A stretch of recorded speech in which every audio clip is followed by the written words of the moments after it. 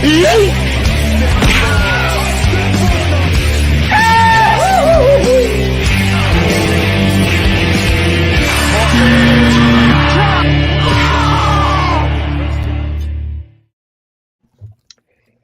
everyone. Welcome back to the show. I'm your host, Chance Ellis, and welcome back to Left Side Strong Side. Joining me, of course, my co-hosts Mike Deacon and Jacob London.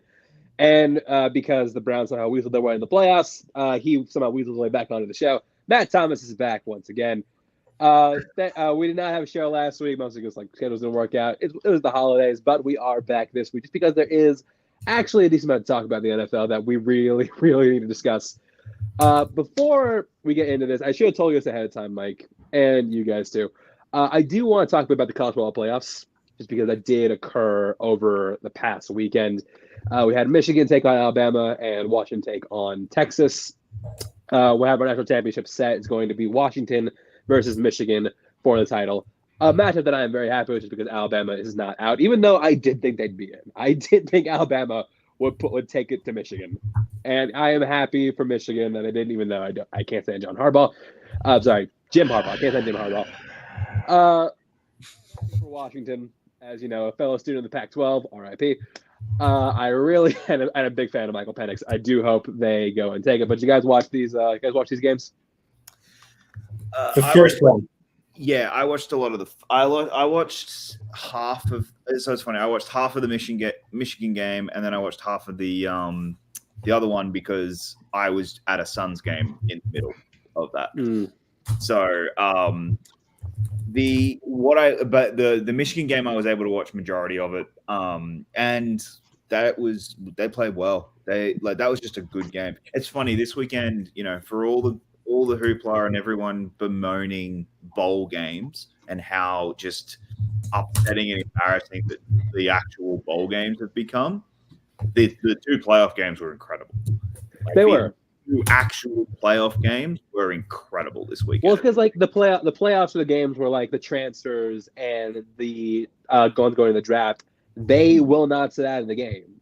Yeah. Which is why they're a little bit more competitive. So and I think that's why when we have the 12-team playoff next year, we're going to see a lot more competitive bowl games. That being said, Alabama, the center for Alabama, transferred immediately after the game for good reason. Junior single-handedly cost the team the win. That has to be one of the worst play calls I've ever seen. Mm-hmm. Absolutely. That has to be one of the worst fourth down play call. When the game is on the line. Yeah, just I don't get it. I don't understand that one. That was just moronic and dumb. So I'll be honest, I didn't watch either of the bowl games until the last minute and a half of the fourth quarter for Alabama and Michigan because one, I feel like as an Ohio State fan, it's a jinx if I watch a Michigan game, and I was proven right because as soon as I turned it on, Alabama went from making this great comeback to losing the goddamn game. And then it was fucking 2 a.m. by the time that the second game ended, and I had to get work at 5. Same. That's why I didn't watch the I didn't even waste my time. It's a shame because honestly, the ending to Michigan Tech was actually pretty exciting. I saw Washington Texas. Yeah, I meant Washington. Yeah, the ending of the Washington Texas game was actually pretty exciting. Washington had it for the majority of the game. Texas came back, nearly had it, but Washington defense clamped up at the very end. Penix played amazing. Penix was the best player I've seen across these playoffs. Penix could be a Steeler next year. I would imagine. Yeah, honestly, in all seriousness, you heard that, Mike. You heard that. No, in all seriousness, if he falls, the Steelers have to take him. That is a must. The Steelers must take him if he falls. Penix played hey, I should have been the Heisman. That's how he played. I should have been the Heisman. I mean, the problem with Penix over Jaden Daniels is the fact that Jaden Daniels can run, and Jaden Daniels can run well. Penix cannot. You got to give Penix a fucking break. You want to know why? Guy has no goddamn ACLs. No, I know. I'm not dogging Penix for it, but Jaden Daniels had just as good a passing game and 1,000 yards rushing, so it's pretty obvious in that case. But I think Penix is a better thrower of the football from what I've seen all season as a Pac-12 student and also watching playoffs. That was my big takeaway. And look, I know that they kind of came back in the end, and it was like kind of close, but it was also not. Like it wasn't. I don't think they weren't. What Texas weren't winning that game. It was pretty clear they weren't going to win that game. So ironic, considering Texas kind of had home field advantage. I mean, it's called a neutral site, but let's be real. It was a game against a team from the South, in the South. Yeah. Now we have Washington versus Michigan for the playoffs. Matt, and I already know who you're going. Washington. I don't do that. We don't do that SEC bullshit where we root for conference out here in the Big Ten. Fuck Michigan. Fuck Jim Harbaugh. If they win the title, it's going to end up being vacated anyway since they got caught cheating this fucking year. So, hey, let them win, I guess. I kind of want Michigan to win because I actually think that will finally put to bed any and all of the Jim Harbaugh to the NFL, because he'll do it. If he wins, regardless, he'll go. No. I think if they lose this year, he's going to stay. He wants a chip with Michigan. Jacob, if he didn't do what he did this past weekend, I would agree with you. But you don't hire a well-known NFL agent for coaches to stay in Michigan. But that's also, hey, how much money can I get out of Michigan right now? He's going to play this like fiddle. He's going to play this. The issue is the contract Michigan is offering him. The contract extension they are offering him says he cannot go to the NFL next year. He would have to essentially be at Michigan 2 more years. Yeah, I know. But anyway, that's where I'm at. I want Michigan to win because I just want this whole fucking draw every year when there's a coaching job available. It's Jim Harbaugh to the NFL. And he's going to coach your fiance's team, so it works out anyways. I'm hoping he goes to mine, to be brutally honest. Mike, who you got in the net? Who you got in the natty, Mike? I think Michigan wins it. I think Michigan's got the better team, but I'll be rooting for Washington. I'll be rooting for Washington. I think when it comes to an offense, I think the Washington offense is better than Michigan's offense.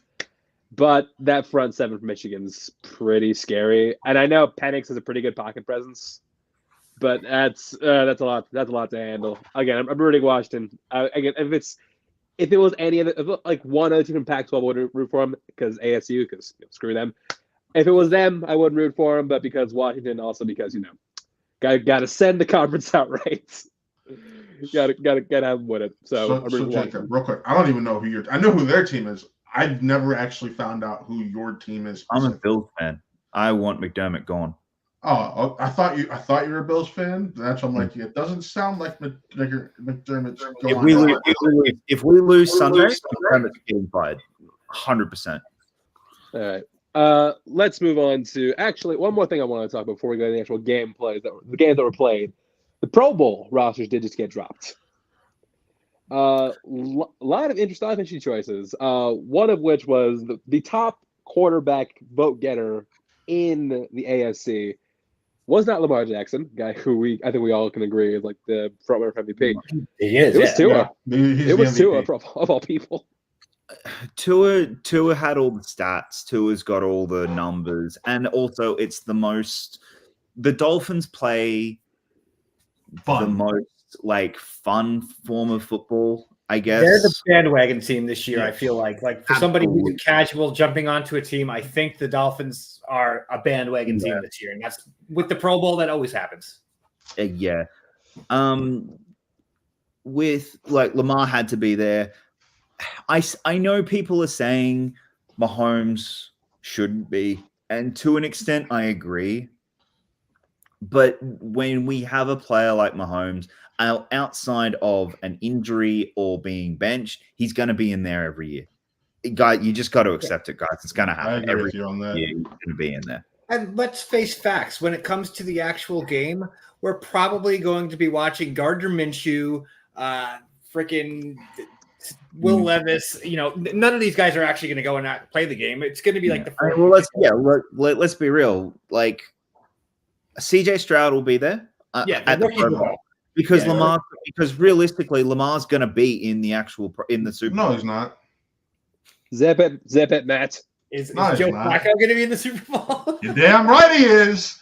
Flacco's Sure. not gonna fucking Super Bowl. Hey, if there's anyone who's taken down Harbaugh, and here, at the end of the day, I will say this. I'm going to go back to when we actually played the Ravens with Sean Watson. When we had a QB who was actually passing the ball and well, and our defense was on it, even with those injuries, what team came out on top? The number one defense. Well, speaking of those Browns, Yeah, well, okay. Let's talk about the. First of all, looking around. Actually, let's not talk about this. Thursday Night Football. Yeah. The Browns versus the Jets. God, I feel bad for that Jets defense. I really do. this is so honestly, like, this is a tale of two halves. This game was entirely won in the first half because the second half, neither team could do anything. The Jets got a little bit of stat padding in garbage time, but this was the Browns in the first 10 minutes of this game took this game. Like, they came out on fire. Jerome Ford gashed that Jets defensive line, which that's been their stronghold all season. Their rush defense has been very good in the early points of games. They got gashed immediately by Ford. Flacco in the first half looked very solid. No ifs, ands, or buts. And when you've got that kind of offensive line where Becton basically was giving away yardage by the play with the penalties, this was academic. I'm not going to murder the Browns in the second half because at that point you've secured the fifth seed. At that point, you've secured the fifth seed. You kind of don't want to get injured. So you just kind of like, all right, we're kind of not here in this game anymore. We've won it. And that's I'm not going to murder them for that. The Jets, man, good luck next year, guys. Really, really good luck. Brees Hall in garbage time did well, and he did well the first couple drives. And Dalvin Cook got released after this game. Dalvin Cook got released. He's now good on them. Ravens that's squad. Good on them. Good on them for doing that. For being like, you know what, you signed here to win. We didn't win. It was a 1 year contract. Go sign with a contender. I like that. I wish. Oh, yeah, it was nice. It was a nice gesture. I wish more teams would be willing to do it for players who are on a 1 year contract. Who are very clearly trying to win a ring, and they put them on. I wouldn't. I like that gesture. So good on the Jets. One of the few bright spots the Jets have made this year. Releasing a player. Letting a guy go is good for the Jets. So here, I agree. It was a tale of two halves, but I'm coming at this from a different perspective than you two. You have to remember, going into that game, we didn't have Amari Cooper. Right. He was out. So the top wide receiver we had, Elijah Moore. And he went out right before the end of the first half with a very scary concussion. I don't know if you guys remember, but after he hit the ground, and then his arms are just doing the flailing thing. He got the two of them last year. He honestly might not be back in. No, he's already progressed in concussion protocol. He's not playing this week. He's not playing this week just for the sake. But he might be cleared by the end of the week. So I think having that Thursday game, the extra time, helped in that situation. Yeah, that's true. But yeah, I mean, your run game, Mike, I'm sorry. I know that was something you guys pride on, your run defense. That was a welcome sight for us Browns fans because we struggled against some shittier defenses the past few weeks with our run game. Ford looked like we did week 4 and 5. Yeah, because Ford came out flying after Chubb's injury and then came back to earth, especially once they signed Hunt and they were, more of a committee. Ford wasn't getting explosive plays as much, but this game he did. Ford has, up until recently, has primarily been we're going to use you to get down the field. And then because we know Kareem is the bull in the China shop, we're going to use him on goal line or as soon as we're in the red zone. Kareem is that's when he started getting his burn. That's why up until this past week when Ford tied him, he was the leader in rushing touchdowns on our team with 9, which is ridiculous considering if you look at his yards, he's not even at 400. But Flacco has looked stellar. I laugh because once again he's put up 4 better games than any Pittsburgh Steelers quarterback in the last 3 years. He also nearly put up 300 yards in the first half, which is fucking ridiculous. He had 188 in the first 10 minutes, Yes. something like that. Yeah. It is. No, it's what Flacco has done is sensational. But Matt, you are standing in a glass house right now. Oh, I know. It's Joe Flacco. You're paying how much money for your quarterback, and he can't do this? What Joe Flacco's fucking doing with this team? Here, and I actually have a comment on that, because I do agree with you, but I also think that what it boils down to ultimately is schematics. Because when you look at it, Joe Flacco's best career came when he was playing under Gary Kubiak, as the Ravens offensive coordinator. That was his best. Wasn't it Clint Kubiak? No, Gary Kubiak. Was it Gary? Yeah. That was his best year statistically. Kevin Stefanski runs the Kubiak offense. Kevin Stefanski also tried to change his offense to fit Deshaun Watson better. Now that he is able to run his typical offense, you're seeing the same type of offensive play that you saw in the good season Baker Mayfield had with Stefanski, because he's able to play his actual game. I get it, and yep, you're right. I don't know how this is a good thing. I agree. It's not a good thing. You have 3 years of $60 million fully guaranteed, that has to be paid coming up for a guy who doesn't fit in your scheme. That's concerning. That is very. I'm going to be honest with you. After this next upcoming season, I should say, we're going to do what the Denver Broncos probably just did with. But you can't right now. That's what I said. After this next year. I said after this next year. You Denver have the out of they can cut him, and realistically, it's one bad year. They have 1 year with the cap. Yeah, if you guys cut him, you can't field a roster. That's you have to. You would if you cut him, you would have to cut everyone. Basically, yes and no, because a lot of our contracts, as they are, Nick Chubb, will you play for $1? Well, no, a lot of the Browns' contracts right now are set up to where it's actually a $1 million base salary, and the rest of it is a signing bonus, and that's just how they've finagled their way right now. And that's what they did with Deshaun Watson the past 2 years to help bring that cap number down. I have a feeling they'll just use their other star players, get in a position. Let's say Watson has another middling year next year. They find themselves in the middle of the pack draft-wise, and it's time to choose Watson or Stefanski. You're going to choose who's likely about to be a 2-time NFL Coach of the Year, or a quarterback who's not been what he was promised to be, a false bill of goods. You're going to be in a position to where you can possibly trade up and just get the young quarterback. Can you imagine trading to Washington when Dan Snyder was still in charge? Oh my God, that'd be amazing. But you get yes, I get what you're saying. There are ways. Let's all face it. The salary cap is a fucking myth. I understand it is possible, but it's going to take a lot of. It's going to take a lot, and it's going to take a lot of the Browns accepting it and probably having to move off some key players. I mean, realistically, you have MJ Emerson and Greg Newsome. Their contracts are going to be up at the same time. You're going to have to choose one or the other. The Browns are now having the good problem NFL teams have, where you suck. I mean, you suck for the longest. Get all this great talent. You're finally putting it together, and now you're going to have to choose. Okay, who am I keeping? Who am I taking? I mean, it's something the Steelers have had to do for years. Something the Ravens have had to do for years. And are about to do it. Yeah, the Ravens have done it every year for the last few years. Mm-hmm. Well, the Ravens draft really well, but let's move on to our. First of all, Matt, I will say I'll give you your flowers. Congratulations, Cleveland Browns, clinching a playoff spot for the third time in the past 30 years. It is the third time since they came back. Yes.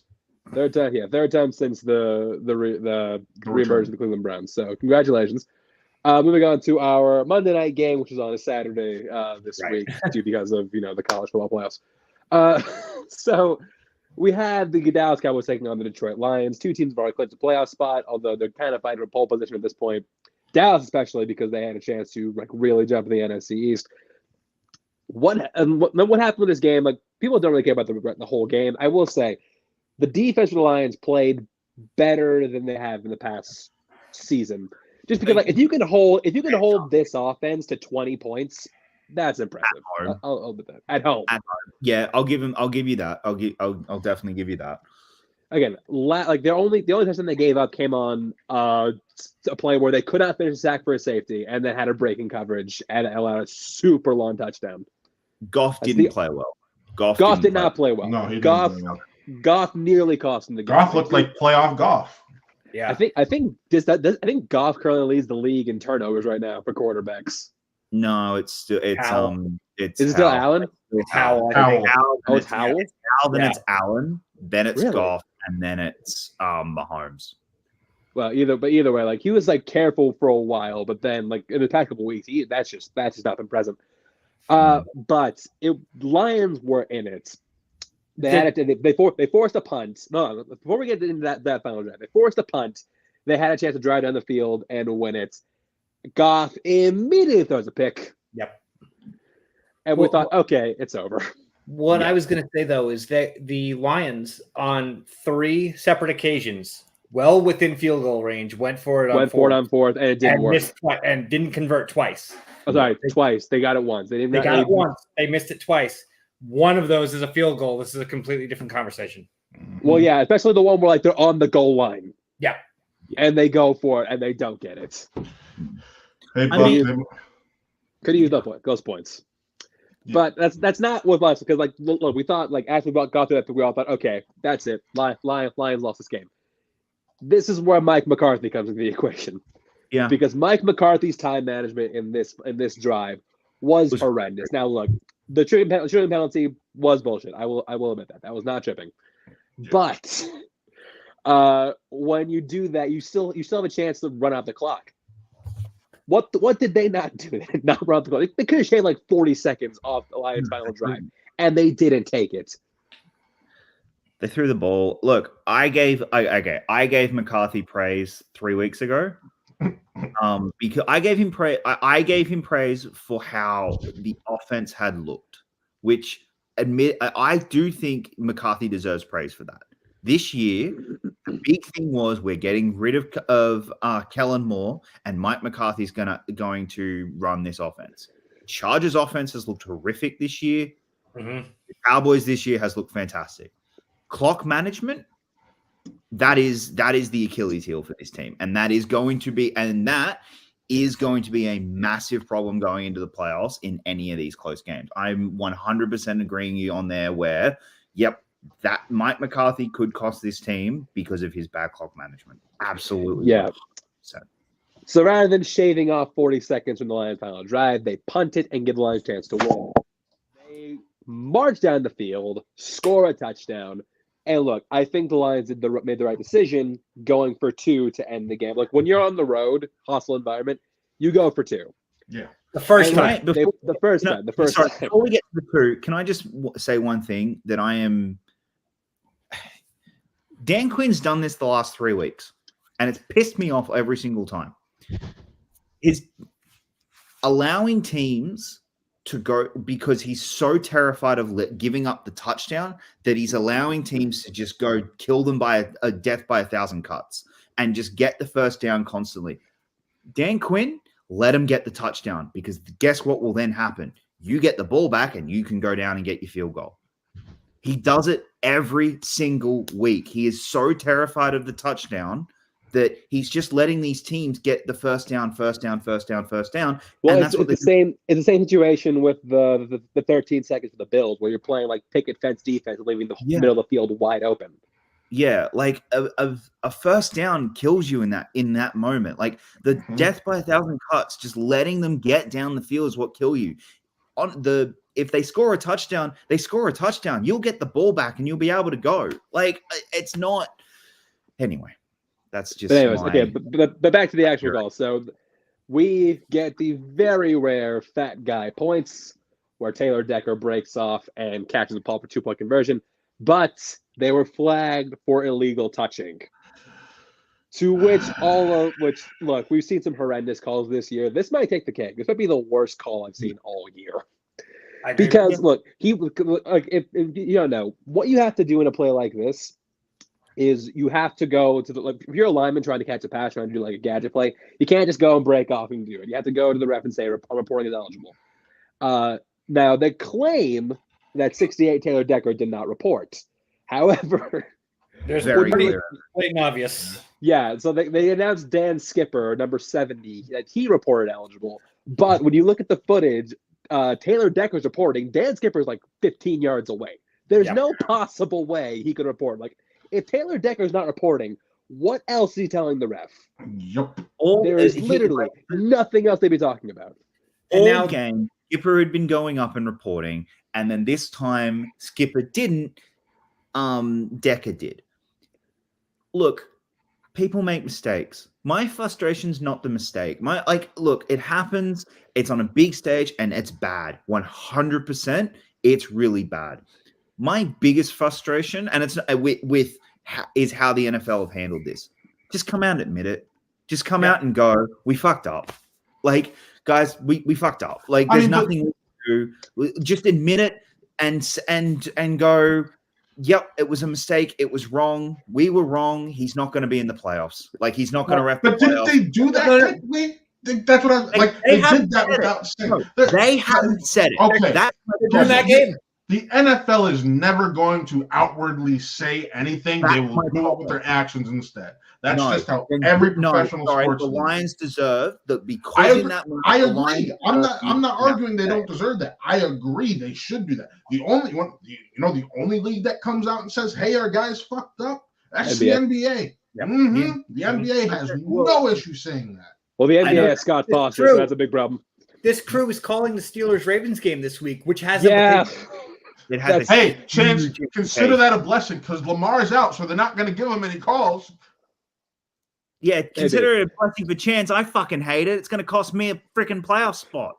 Okay, but we're not okay. But look at this game. So yes, the refs screwed up. The refs massively screwed the Lions out of 2 points. So all right. So look, you tried it, you failed. So you're gonna get the PAT now, right? Nope, go for it again. They got saved. Because Micah Parsons jumped offside and saved Goff from a bad pick. So now you kick the PAT, right? Now go for it again. That's on Campbell. This bit's on Campbell. This bit 100% on Campbell. You got to kick it. At that point, just tie it and go in. At that point, go no too. Yeah, there's at this point because at that point you're running realistically you're running your fourth best play. Mm-hmm. Because your first play was the one that they called the timeout for and you never got to run. The second one was then the trick play. The third one was the Goff pick, which they clearly read. So now you're running your fourth best play 4 yards out. Just kick the PAT and try your best at overtime. Your defense is playing well enough to do it. Yeah, so we once again saw the NFL's great tradition, Lions fucking zebras, and the Lions were screwed out of a win, and Dallas, for the first time since 1982, went undefeated at home. Yeah. Really, really sucks for Lions fans, but at least it didn't cost them a playoff spot. At least they're already in. Yeah, that is true. It didn't. So yeah, that is the positive. All right, let's move on to this shit show of a mess. Moving into this game, Bills. The first play of the game, I was like, "Oh my God, Jacob is losing his shit right now." Was the first thought that went through my head because Red Zone did not go. Red Zone first off did a Deca box, which I cheered for because it was a Deca box, and you never see that. But I'm like, why didn't they go to the Octo box? Was my first thought. I'm like, oh, that's why, because of what happened. Jalen Reagor. Yeah, I saw that. I'm just like, I literally texted Jacob, like, you let Jalen Reagor do that to you? And I just was like, oh, goody. This is the type of game we're going to get. And then Bailey Zappi manages to have 3 fucking turnovers. In a row, right? Yeah, like 3 hits, bang, bang, bang. It was like, oh my God, Mac Jones is back. Okay. And then we couldn't get a completion to save ourselves, and that game was a mess and a disaster. And I put on the Ravens-Bills game. Like I was like, I can't watch this. I'm not. I'm gonna have a heart attack. I'm not watching this piece of mess. So yeah. But yeah, like watching this game, it's just like Bills. Are you like? I know it's the Patriots. I know they always play the Bills hard, but like Bills, are you okay? Like, do you need to call somebody? No, they're about to run out of steam. That's what it looks like.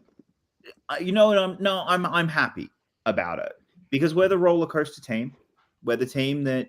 Oh, now that you're down, you're about to go up again for the playoffs. We're about to go back up because hey, we just had two of the greatest wins we could have possibly had against the Chiefs and the Cowboys, and then we went down and we played like trash, but we've won them, and that's all that matters. But unless that's just like a lesser up.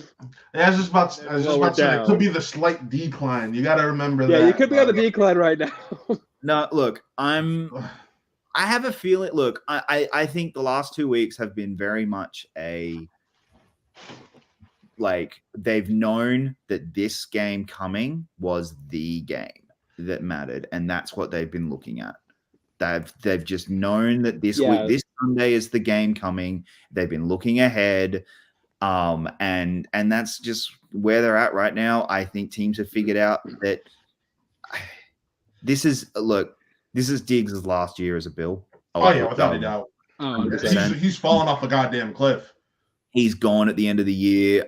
He doesn't want to be there. The Bills' performance has not wavered. Like they're still playing well. Like we're at the period of like the Josh Allen does Josh Allen things. Yeah. Well, look, they're still playing decently enough. All right. Decently enough, I'll give you. Well, I can't. No, here's the thing. I think, and I know this is a spoiler for later, but this is where I see the Bills going for the rest of the season. I think they win on Sunday. I think it's a tough game, but I do think they win on Sunday. I don't think it's a tough game. I think they're going to score a lot of points, but we are as well because that defense has lost a lot this week. We'll talk about that later. But then I was about to say what you touched on is exactly why I think it's going to be a blowout in the favor of you guys. But then if we win Sunday, our first game is going to be against the Texans or the Colts, and then we play Patrick Mahomes at Buffalo. We host Patrick Mahomes' first ever road playoff game. Well, that's if they win, and we'll get into that later. But let's move on to the next game. Not a ton to really go over on this one, aside from the Justin Fields is the future, baby. Yeah, there's a lot. Well, there is. First of all, the weird thing is like neither of these teams seem to be interested in firing their coach next season, which is odd. They both said they're not going to. The Falcons have wavered on that over the last couple of weeks. The Bears, it depended on how they finish the season, and it looks like they're finishing strong. Much to Chris Anthony Lopez's happiness and chagrin because he wants Eberflus. Is he a Bears fan? Well, he's from like 2 miles outside of Chicago. So I didn't know that. So yeah, Bears and Bulls fan. Oh wow. Look, well, now I got somebody else to torture with Justin Fields meme. So okay, thank you for that. I'm sorry. I feel like the Bears are about to make the single biggest mistake of their entire organization by trading Fields. I think they're going to trade Fields. I think so too. I don't think they are after this. No, I think they're going to trade Fields. They're going to draft Caleb Williams, and they're going to miss out on Marvin Harrison Jr. That's the thing. And you trade with whoever's at number 3 because somebody's going to want to jump. If it's Washington, if it's New England, somebody is going to want to jump. Or you don't do any of that because I don't think they will. Or you trade Fields and you still don't draft the quarterback. Don't do that. If they do that, Jesus. I would. You trade Fields and you take Marvin Harrison Jr. Chance is just saying that because he knows there's a chance Fields would end up in Pittsburgh. That's why he's saying trade Fields. No, honestly, if they do it with Washington, I'm okay with it because then they still get Drake. I think Fields just played against his future team. I feel Fields just beat his future team. Yeah. Well, it's Atlanta. I think with Atlanta, he's an Atlanta boy, so that'd be like coming home. So no matter what quarterback played for Atlanta, like both of them suck. Like Desmond Ritter, awful. Taylor Heineke, also awful. Yeah, Well, here. They need a real coach. They need to go out, get a coach. I don't know who, but they need to go get one, and they need a Someone real needs to find like what Arthur Smith has on management. They find like the This- embarrassing photos or the texts or the racist emails. He has Somebody. He has to be gone. The worst thing the Bears could do, actually, outside of trading Fields, is keeping Eberflus for another year as a lame duck coach. That would be the dumbest thing they could do. If they keep him as the lame duck coach and draft a new quarterback, it's going to be the exact same thing that happened with Fields all over again. Yeah, I mean, I don't hate the idea of them keeping Fields because I think like Fields, like if given the right people around him, can be a good quarterback in the NFL. He's progressed. Like he's done Yes. something to the other quarterbacks in that draft class have not. He's the best quarterback out of that draft class right now. T-Law. He's shown, T-Law's I don't know if I can move up T-Law yet, but I'm not really. I will say I'm not he's giving gotten up better. on T-Law yet, but I'm also not. I'm not saying that because I think Fields and T-Law are very level pegging right now. I'm not willing to say. I'm not willing to say one's better than the other right now. T-Law's shown. I think T-Law's shown higher highs. I will say that. But his lows at the moment have been really bad. I would say he's shown higher highs as a passer, but overall game style and gameplay, I think you've gotten higher highs because T-Law isn't as mobile as Justin Fields. No, he's not. But I think T-Law is a better thrower of the ball than Fields. Yeah, and that's what I'm saying. And my other problem with Fields is he plays 58 minutes. Fields with a 2-minute drive, I don't trust him at all. Nope. I might as well put a Ritter on the back of his jersey. May as well, honestly. I mean, ultimately, I remember being on here after the first Browns Steelers game of the season, complaining about how what the issue is they aren't letting Justin Fields play his game. They started letting him play his game, he got injured, and they continued to let him play his game once he came back. He has some of the best numbers since coming back. I think he only has like 2 or 3 picks since then, compared to like 7 or it's like 8 or 9 passing touchdowns and 4 or 5 rushing touchdowns. He's playing. The numbers are comparable to Patrick Mahomes in his second year. From if I remember, he's playing well. He is playing well. I think he needs a new coach. Absolutely. I think he needs an offensively minded coach. And that's where they need to go. Well, they've already made it known they're firing the offensive coordinator after the season. So that's Luke gets a terrorist. Yes. But I think part between that, you see the Ryan Poles hug after this past week. There's enough evidence pointing there. The ongoing flirtation between Maserati Marv and DJ Moore and the rest of that Chicago offense. Then you also throw in the fact that, Maserati Marv kind of sat out. Everyone expected him to play. Does he already have a promise entail? I mean, he has 1 year of experience with Fields. Granted, it's not the most experience, but he does have at least 1 year of experience with Fields. He was behind Olave and Wilson at that point, so But he was still like the number 3 or 4 receiver at that point. I think you draft him. I think that is the play. I just don't think get a lineman.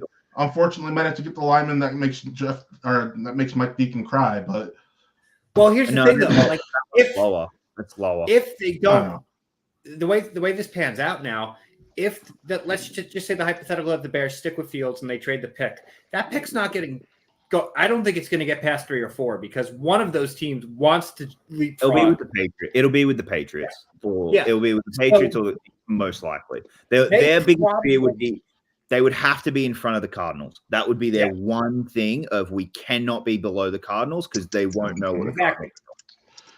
And the Cardinals, and then the Cardinals very well could. The Cardinals, I think, would potentially take Neighbors at that point, and then those 2 linemen still are there. Now, if the Bears trade below that, then your scenario you were saying comes into play, I think. Yeah. Anyway, the Cardinals are going for a wide receiver. But we'll talk about the Bears drafting implication with a later game that we'll get to in a second. But quality win for Fields. Possibly might have saved his job. We'll see what happens in the offseason. What do we got next? Oh yeah, Colts versus Raiders.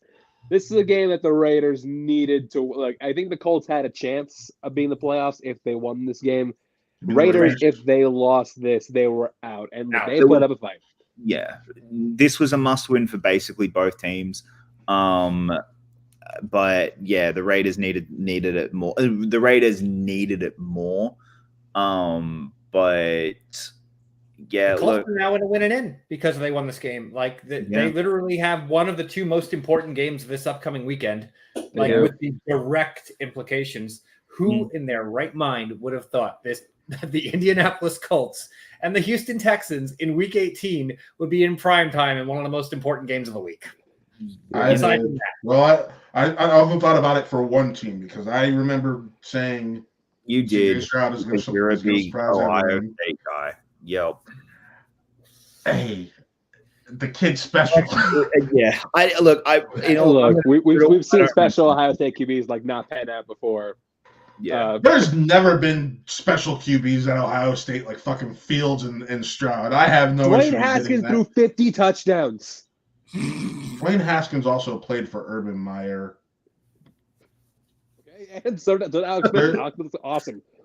My point is, Fields and Stroud, their head coach was Ryan Day. He is a QB guru. The way that they played for him is a little bit different than what Stroud did. Stroud is the end of, not Stroud, Haskins. Haskins was the end of the line of QBs that were good in college at Ohio State. We're going to get back to the Texans. Let's just finish up this one. Yeah, I do not remember a single thing from this game. I'm going to be honest. Taylor scored a touchdown right off the get-go, and then it was a lot of bad quarterback play, both sides. Minshew didn't play good. O'Connell didn't play good. This was a very much a defensive-minded game. There's really Jacob. This is a game. This is a game where the Raiders, if the Raiders had an offense, they could have taken this game. Yeah. I still anything with the consistency. Coach. I do think Antonio Pierce is the coach for the Raiders next year. Oh, I agree. Yeah. I think you keep him. I think Mark Davis can't make the same mistake twice. No, and that's the problem. I think he can. I agree. Can he make it? Yes, because he's a fucking idiot. But I just mean he can't afford to make it. No, yeah, I think the reason why I don't think he will is because after when he fired McDaniels, the breakdown in the locker room saying to the team, "I'm sorry, I messed up." He knows he made a mistake by not hiring what's his name last time. And what is the team doing now, especially your star player in Devontae Adams? Hey, please. We want him. Exactly. Sure. Are they 4-4? I think that's a job that Antonio Pierce gets, at least for a season. At least for one. I do hope that, and not because I don't like Antonio Pierce. I do like Antonio Pierce. I hope Mark David doesn't do it just for the memes. Can you imagine he does the same shit twice? Yeah. And they hire Matt Patricia. Oh my God! Yeah. No, Patricia's getting nowhere near a job after trying to save this Eagles defense and making it work. We'll get to Eagles. I'm looking forward to the Eagles conversation. Which is weird because I'm not okay. I guess what is our upset of the week? Let's find out. The only. Oh yeah. You think? Well, this was later in the day, so I didn't know we were already at it. Yeah, Mike's just having fun with it, I guess. That's fair. No, but there's also a fair one to pick for. No, that is. Yep. So, Chance, remember how 3 weeks ago when we were on this show and you were like, I can guarantee you they will not lose a meaningful game? I don't know if that's exactly what I said, but that probably. Well, I said, are you nervous? I said I wouldn't bet. I said I wouldn't bet on them to lose a meaningful game, but yeah. And then you were like, and I said, are you nervous for the Eagles if they lose one of these 3 games? Will you be scared for them going into the playoffs? Chance, are you scared for the Eagles going into the playoffs? Your Super Bowl pick. I mean, look. Let's not pretend your Super Bowl pick is going to make it. Let's not pretend your Super Bowl pick is going to happen. Okay. I know that. Right, I know that. I know my Super Bowl pick's one of them's missed the playoffs, and the other one I don't think's going to win the conference. But I think the other one's Mike McCarthy. I got this division right. I was the only one on the show who said Cowboys win the division. They're winning the division. Well, we didn't count a clap like this. Again, I don't know what I did. Look, I'm sorry. I did. I 100% have said this about the Eagles from day dot. on a collapse, but not like this. Not like this. I've said from day one, the biggest problem the Eagles are going to have this year is they're going to miss both of their offensive coordinators. What have they missed? Their offensive coordinators. You mean they're two coordinators, not two offensive coordinators? Oh, sorry. They're both their coordinators. They play. I think I was on that show and I agreed with you because ultimately there were so many reports that Sirianni wasn't the guy behind the rise. It was the coordinator. And guess what? One of them is up for Coach of the Year. He's actually like in top 5 possible people for it. So they are missing Shane Steichen, and it's scary how much they're missing Shane Steichen. Like Hurts has regressed a little bit. I understand he's hurt. I understand he's hurt. I'm not attacking him that much, but if you take the tush pushes out of his total touchdowns, they're not great. It's not good. Like the tush pushes are the thing that is really inflating his numbers. And like Hurts, don't get me wrong, he is not. This isn't Carson Wentz all over again. No, it's not. Because also Hurts the leader. No. It's Josh Allen last year. Josh Allen without Brian Daboll, and suddenly, oh shit, he's back to the player he was before he had the incredible year. What's going to happen next year with Jalen Hurts? Is he going to bounce back because he's more healthy and everything, or is he going to play like he did pre the Super Bowl year? That's the concern if you're an Eagles fan. Right. Look, I will say, this was a bad game, not on the part of the offense, although the offense did need to get in some better situations for the defense, but the defense got gashed all day. Yep. That's a bad defense. That's what I want. I'm so glad the Browns didn't pick Sean Desai. Woo! So this is what I was going to say, though. It's a little bit off the radar, but Stonk's player of the week for me was James Conner. James Conner was really good. Yeah, James Conner ran all over this team. Eagles defense apart. And that's the concerning one, I think, more than anything from this week. Because everyone knows you can throw on this team. You can their secondary is atrocious. Absolutely atrocious. Well, again, their best cover man's still not playing. So yeah, cool. We're a week away from the playoffs, dude. We're a week away from the playoffs of it being all over, even if your best player is not playing. So, unfortunately, I can't give you a pass for that. So right now, the fact that James Conner ran all over them, and Kyler is a good thrower, but it's not like he had anyone really to throw it to. So why are you not just defending the run? You know they're going to run on you. That's concerning. Really concerning. I think Baker and Evans pop off on this team. I'm really starting to think that that's going to happen week 1. If not, it's going to be determined. Although if they can get pressure on Baker's never been good under pressure. Yeah, I can co-sign that. Trust me, I saw it weekly. He can co-sign Baker under pressure. Not great. So, okay, but all right. If they beat the Bucs, they're not beating the 49ers. This loss was devastating. This loss was absolutely devastating for them because now they are on the road the entire playoffs. They will not have a home final at all through the entire playoffs. This loss was unless somebody beat the 49ers. But even then, they're the 5th seed. Yeah, you would need the Lions. There is no way for them to have a home playoff game outside, barring the most unlikely of all fucking miracles. I just said unless all this happens. Unless the Lions, the Cowboys, the 49ers, and the Bucs all get eliminated. All lose. Yeah. It's not. Is it likely? No, not likely. Can I bring up something a little off the wall here, real quick? This how playoff seeding is going right now.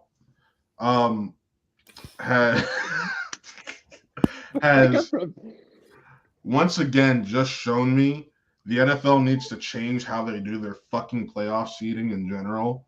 The NBA, yes, division winners make the playoffs. That doesn't mean they get an automatic top 4 spot. I agree, but they're never going to do it. They're never going to do it. They won't do it. I agree. I 100% agree with you. Making the playoffs, I understand. But I felt this way since, what was it, a 7-9 Washington team a couple years ago? Oh, well, that was such a great year. The NFC least.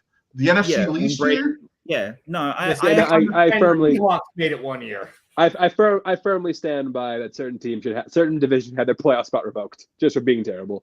NFC South this year. Yeah, in all seriousness, they should do what the NBA does. It's 1-4. I 100% agree with you. They just never will. It will not happen. It's not gonna happen. I think the NFL won't do it. I guess I'm saying this partly being a Browns fan because we should be the 4th seed in the fucking AFC right now, but we're stuck at the goddamn 5 seed. With the 5th seed to play the Jags. I would. But hey, that ain't bad actually. Yeah, but I'd also like a fun game. Like Jacob, if you guys win this week, if you guys win, which I think you will, you can't tell me that a fucking 4-5 Browns Bills game in Cleveland in cold weather wouldn't be the fucking shit. Well, we wouldn't be playing a 4-5. It would be. Oh, yeah, we'd be playing the Dolphins. We'd be playing the Dolphins. You're correct. Yeah, you're correct. We'd be playing the Dolphins. We'd be playing the Dolphins. But still, you can't tell me that wouldn't be a fun game where the Dolphins, who everybody knows their field is made to give them an advantage because the opposing sideline is always 10 to 20 degrees hotter than the home sideline, based off of how the stadium's designed. They'd have to play in cold Cleveland weather in January. Come on, I don't disagree with you. I don't disagree with you. The NFL's just never going to change it. I get what you're saying, and it really does suck that for the first time ever, as a Browns fan, you're sitting there going, "Wait, we have this really great winning record. How come we don't have?" I felt this even when it wasn't the Browns going through it. I know, but I understand you're processing it as a Browns fan. You're going through it. I get it. But it's never going to change. It's it needs to. It's the dumbest rule. What's the next game, Mike? Second dumbest rule in sports. So what I was gonna say, we didn't discuss this, but I'm gonna just designate this one because it was the most exciting game of the week. Yeah. No, I didn't watch this, so I'll It was this one was pretty wild, especially in the fourth quarter. Stafford, Pro Bowler Stafford, crazy is only the second Pro Bowler in his career. Pro Bowler Stafford was hawking it. Puka Nacua went off in this game. But even Tyrod Taylor played really well. Granted, there are some balls that he missed that if he did hit, the Giants probably would have won this. Mm-hmm. But the dude took control. Mostly because Tommy DeVito is now sleeping with the fishes. He was benched before this game. Sending Tyrod back in. Yeah, this is a really close, really competitive game. Came down to a last-second field goal by Mason Crosby, which, before that happened, came down to a punt return by Gunnar Olszewski, which, where the fuck was this when you were in Pittsburgh? Yeah. And the Giants dropped the 2-point conversion. They did, mostly because it was a bad ball by Tyrod. Yeah. That was an awful pass by Tyrod. That was awful. Terrible. But Tyrod did take command to get him back in the field goal range, and then Mason Crosby missed because the dude is ancient. Yeah, it's one of those. This was one of those games where, as a Rams fan, you must be like, "Are you fucking kidding me?" This is especially after the weekend we just had after the Lions game, and everyone's been going, "Oh my God, Stafford's gonna go to Detroit, and he's gonna beat this Lions team," because Rams were red hot, and then this game comes out, and we're all suddenly going, "Is he? Maybe not." Yeah, is he? Is this Rams team? Now, look, realistically, I think this weekend he's going to play very, very well against a backup 49er team. And we're all going to start going, oh my God, this Lions 49ers game is going to be Lions game in Detroit. Which is going to get a prime time. It has to get a prime time in the first It'll round. Be the Monday night game. Absolutely. Has to be. I think it's the Monday night game. Yeah, the Monday night game's there. Yeah. Yeah. But yeah, it's. Look, right now, I think that's concerning, but they won it. They got away with it. They absolutely got away with this one, and they're in the playoffs. We'll see what happens next week. They can't. Yeah, They can't. big ups to the Rams, a team that I don't think any of us thought that highly of going into the year. They got into the playoffs. Good for them. I did. Thank you very much. I did. Go back. Shut up, Jacob. I did bet their over before the season. Vegas had them at 6.5, and I did bet the over before the season started, so I got that. So good one.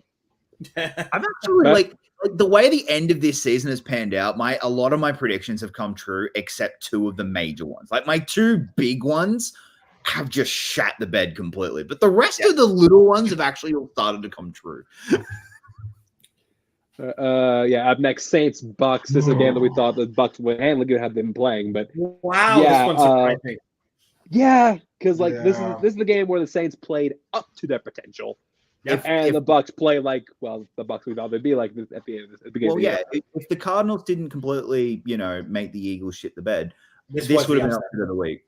Because Baker played awful. But this is Baker's one of his worst games of the year. I say again, you really want to give this dude $40 million? Look, Well, I know you didn't. No, I get what you're saying. But I also am sitting here saying, what else are the Bucks going to do? They're a playoff team, most likely. Who else are they going to go get right now? I don't think they're going to give him $40 million though. Jacob. See, in the draft, you can do this cool thing called trade up. With what? I don't know. Find something. It's not my job to figure that out. I'm not the GM. I don't care. I don't care what the sorry. Look, the going rate right now for a quarterback is $40 million, guys. Danny Dimes. Danny DeVito. Yeah, Danny DeVito deserves it. Yeah, he's getting paid $40 million. But Danny Dimes was also running for TDs consistently. Also, no, we are not calling him Danny. We are not calling him Danny Dimes on the show. We are not calling him Danny Dimes on this show. He's Danny Dimes, and that's it. All right. Baker has enough games this year where he has played better football this year than Danny did last year. But you cannot say he hasn't. I'm not saying he hasn't, because I agree that he has played better. It's just their playing styles are different. So that's what I'm Baker to me is like Carson Wentz, where when he has flashes these great games, but when you really need him to deliver, he disappears. He doesn't. He's like the Avatar. But at the end of the day, I think Baker is also going to have his past held against him. Does he get a 2-year, $50 to $60 million contract? Yes, I could see that, and then you can throw on extra incentives to help bring that number up. That's probably where he's going to end up. I think it's a 2-year, $80 million, because I'm saying it can get to 80 with incentives. I'm saying okay, fine, fair enough. But I think $40 million right now is the going rate for a veteran quarterback. I just think that is at the moment where we are. Any agent, that's your starting number. That's where we're starting. If you want a quarterback right now, Russell Wilson is going to be asking for $40 million anywhere. Russell Wilson can't get about $40 million except for maybe. Conversely, though, Derek Carr showing out for whatever his new team is going to be next year. Probably he's going back to the Raiders, 100%. Unless they decide to draft Jaden Daniels or something, he's going back to the Raiders. Yeah, but Saints don't entirely trust them. It's crazy to me that the Bucks still control their own destiny in this division, which we'll get to later. Yeah. But they are so lucky who they're playing next week. But absolutely. To be fair, who brought up trading up? I forget who brought up trading up here for the Buccaneers. I did. Change. It's not out of the realm of possibility. They're going to be a low teens pick, if not a. No, they're not. They're going to be 19. They're a playoff team at 19. They're not even going to be 19. They're going to be higher than that. 20. Is this an old? Sorry. This was an older article I looked at. 23 at worst. Apologies. Yeah. Bucks are going to be 23 because they're a playoff team. That's right. Yeah. No. Sorry. So you could also get maybe a JJ McCarthy or a Bo Nix in round 2. Okay, 49ers versus the Commanders. Bottom line, Kame is just okay. Actually, this game was supposed to start Jacoby Brissett, but his hamstring betrayed him in practice. So Sam Howell was chucked back out there once again. This game, 27-10. Look, it wasn't this for majority of the game, it was not this. This was a lot closer than this score line looks. Brock didn't play great at all. Brock is really Brock played like absolute shit in this game. Yeah, Brock played bad, and this is against the worst team in football. Like, I know Panthers exist. Commanders are the worst team in football right now. That's still going to be Carolina. I don't think Carolina. I don't think Commanders have been good at all this year, and I think they're one of the worst teams in football. And remember we had them. I think the Chargers are possibly worse and than then you were like, "What are you doing? That's stupid." I really believed in Bieniemy. I really did. The man's not a miracle worker. To be fair, he has actually had the offense looking fairly decent. It's the defense that's funny. Yeah, and he can't do much with how bad that offensive line is. Like, Considering what he was given to work with, there's a reason people are saying he's gonna have head coaching interviews this year. He will. I'm hoping he gets a job. Watch him get the Chargers. I'm hoping he gets a job mainly so that the Chiefs don't get him back. I'm terrified the Chiefs are going to get him. You want to know what would be great? If he gets an offensive coordinator job as the Chicago Bears offensive coordinator with Justin Fields. There we go. No, give him the head coaching job with Justin Fields. I would prefer that, but if they win this week, I don't think they're firing Eberflus. So that's why. Mike, who's next? Mike, you're muted.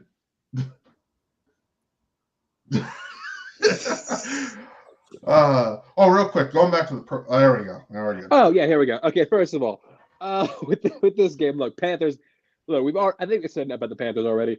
This game actually came my Knox Stocks individual of the week. Owner David Tepper, absolutely has usurped the crown from Dan Snyder as the worst owner in the NFL by throwing a drink on a fan watching his team get shut out. By the way, first time the Panthers have been shut out, and I think like 20 years? It's been a while. But Chance, he's not already the worst owner for being like draft this QB instead of the one that you want to his staff. The meddling is bad. Although CJ Stroud probably wouldn't have done much here either. But yeah, Carolina dead. T-Law didn't play. Jacksonville with them on the ropes decided, okay, you know what? Well, let's rest this guy right now. Put in CJ Beathard, and they still did this. This was a must-win for the Jags. Like, they lose this game, there's a real chance they're out of the playoffs. They lose next week, there's a real chance they're out of the playoffs. But so this was a must-win for the Jags. So that's the big. I'm just gonna say it right now. The trade that the Panthers made is the top 5. Is a top 5 worst trade of all time. Yep. It has to be up there with what you traded to go get Bryce Young, a guy the staff didn't want. The staff didn't want. 2, a guy who hasn't who was a minuscule quarterback. No, but was a maybe quarterback beforehand. Like he was not a consensus first round guaranteed quarterback going into the draft. He was definitely we think there are some issues. His hand size to start, his height, there are issues with him. And you traded a pick that ultimately ended up being the first overall pick in what we think could be one of the best quarterback classes we've had in years. Yeah, there's a reason I'm trying to get a second first round pick in my fantasy draft this upcoming year. This is bad. It could end up being very bad. That trade, if Bryce Young doesn't pan out, that trade could set this franchise back decades. Oh, absolutely. That is a trade that could end up being franchise destroying. It's one of those ones where it's why they're already struggling to sell tickets. Look at what happened the other week in the Falcons. Yeah, we're 83 cent tickets and they still can't. They're going to be a quarter this weekend. Yeah, it's I don't know, guys. Also, besides Tua, and I think too as a product of his system, not an actual good quarterback. Name me an Alabama quarterback in the last 15 to 20 years that's actually panned out. Like came straight from Alabama. 15 to 20 years. That's come straight out of Alabama and didn't take a detour elsewhere after the fact. No, I get you. Like Hurts. I mean, Hurts is the closest. Yeah, and that's what I said. He took a detour. Technically, yeah, but the fact that Hurts is the closest we've got, like Alabama, Oregon, like these schools, like just like have a history to produce like terrible QBs. So like, yeah, OSU was part of that club for a long time. Yes, and I never the average is still not great. I'm in 2 dynasty. I'm in 3 now, but at the time last year, was in 2 dynasty fantasy football leagues. I had the number 1 pick in one draft and the number 2 pick in another. I took CJ Stroud number 1 overall. Buck made the mistake of taking Bryce Young because he believed in Bryce Young. I don't having seen Baker Mayfield for too many years and seeing how every minuscule quarterback after Russell Wilson has played out, I don't trust small, slight, short quarterbacks. I don't even trust Kyler. I think that's racist. Just hit him. All right, yeah, let's move on. But you get my point. Like I can't trust Bryce Young. It makes no short quarterbacks just don't work in today's league. Well, speaking of CJ Stroud and Neil Collins both back in this game and worked for the Titans. Will Levis was hurt, would mean they have to rely on Ryan Tannehill to go ahead and get the job done. And yeah, this happened. Yeah, Tannehill's last season as a Titan. I think they can cut him after this year. Yeah, that's what I mean. Like they're gonna cut him. He's done. The Titans got to keep they keep Levis obviously. You keep their offensive lineman they took last year, Skoranek, and you blow up the rest of the team. Here's going to be the biggest problem the Titans have. They need to admit you're in a rebuild. You're done. Yeah. Like you need to rebuild. Now, if that means you're going to lose your head coach, so be it. You're at a point where you cannot keep pushing this can down the road. Go trade Henry for a third. You might get a third for him. Yeah, that's probably about right. Henry's contract is up after this year. You don't have to trade him. I don't think it is. Trade him something for him. So you can't. His contract is up after the season. Trade him. Trade him. I don't think it makes no sense to tag him. I'm sorry. You need something. You need something. Just money wise, it makes no sense. Just you get Tajee Spears looks good. But I wouldn't even waste the time trying to let him walk. Is he still a solid running back in the league? Yes. He'll get you a 4th round compensatory pick. Yeah. So, yeah. Fair enough. All right. If you get a compensatory pick out of it, then he will. Yeah, because they drafted him and they kept re-signing him. They'll get a compensatory. They'll get a compensatory pick for him. Hopkins, I'd trade. Hopkins, you need a trade for. I reckon right now you could get Hopkins for a 2nd or a 3rd. I really do. I think you could actually get him for something that high. Like the way he's played this year. I forgot they had DeAndre Hopkins for a second. So the team for a good chunk of the year. The way he's played this year and has made the GM of the way he's made the GM of the Chiefs look like an idiot. Yeah, you absolutely could get something for him, and I think you could go, hey Chiefs, what do you want for him? The biggest fear I have is that they're going to cut him, and Chiefs are going to sign him. That's my single biggest fear, that they're going to do what they did to cut. Jacob, here's the issue with that logic. He played very similar to this last year, and the Cardinals thought they can get a 2nd or a 3rd out of him. You get whatever you can. If you can get a 5th, you take it. Yeah, and that's my point. You're not going to get anywhere near a 2nd or a 3rd. You're probably looking 4th to 6th range. Yeah, but ironic. Hopkins got traded for the first time and didn't get a 1st rounder then either. So keep with the tradition. So, but I think that's where the Titans have to do. They have to just finally admit, and it's the same thing with the Saints. Actually, you're in a rebuild. Do they sell off Big Jeff Simmons? Ooh, that's a good one. Simmons is the big one because Simmons is is easily your most valuable piece right now. Do you sell him off? I would, because then you could maybe get a second.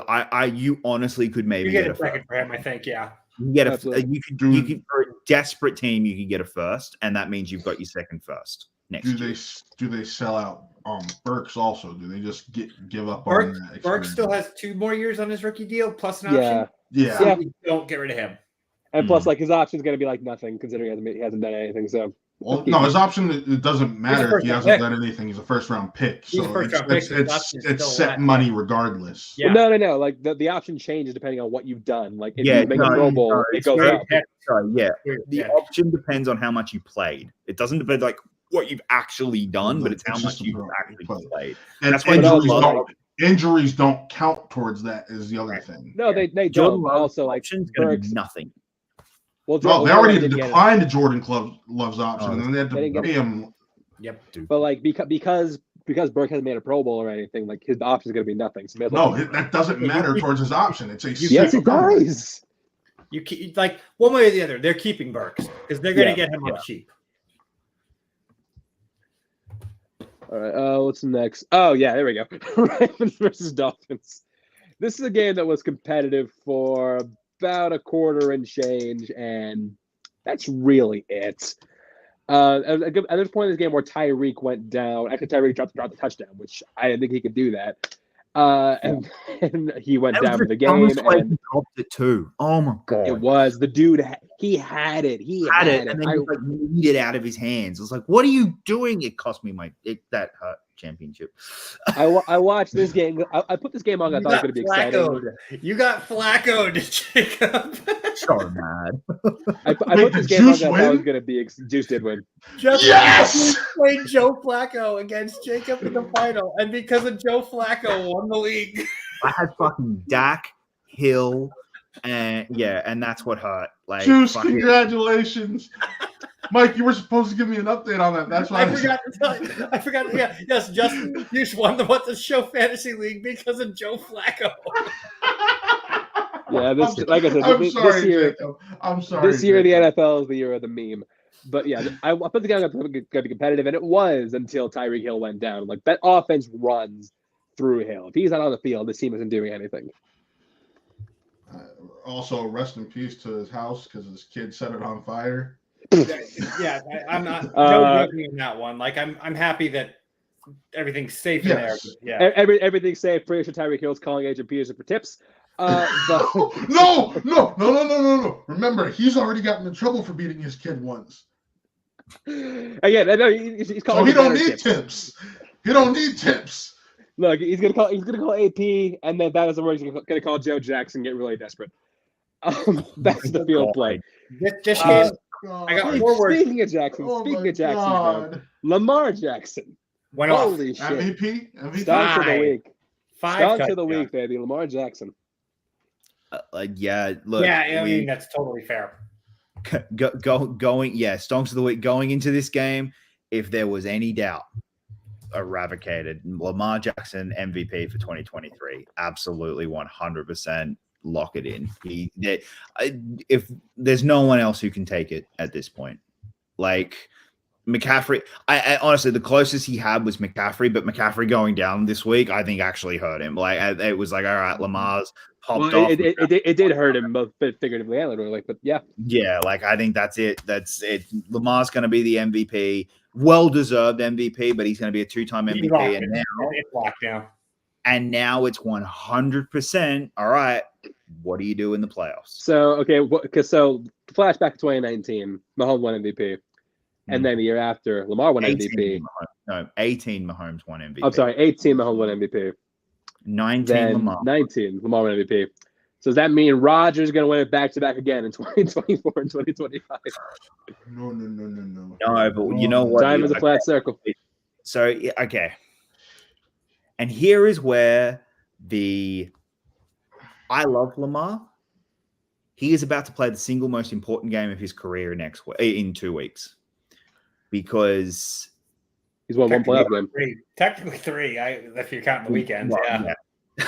Because here's what happened. In 2019, Lamar was the unanimous MVP. Mm-hmm. And then had 2 weeks off.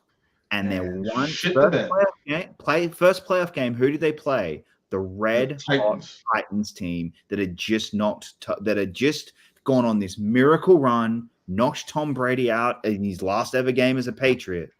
What are we about?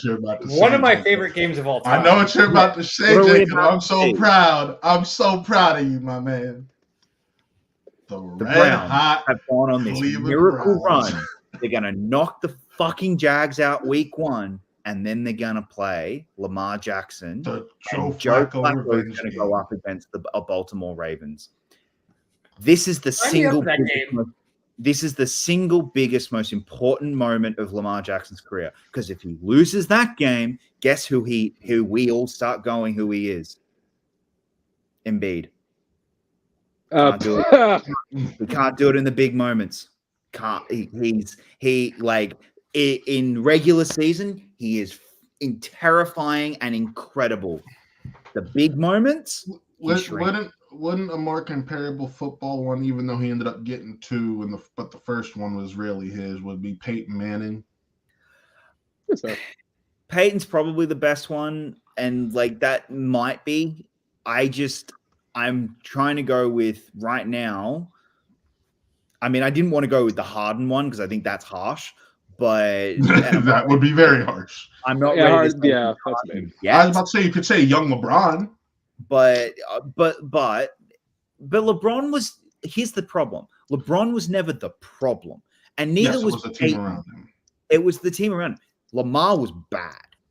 And Lamar hasn't been good in the playoffs. He has not played great in the playoffs yet.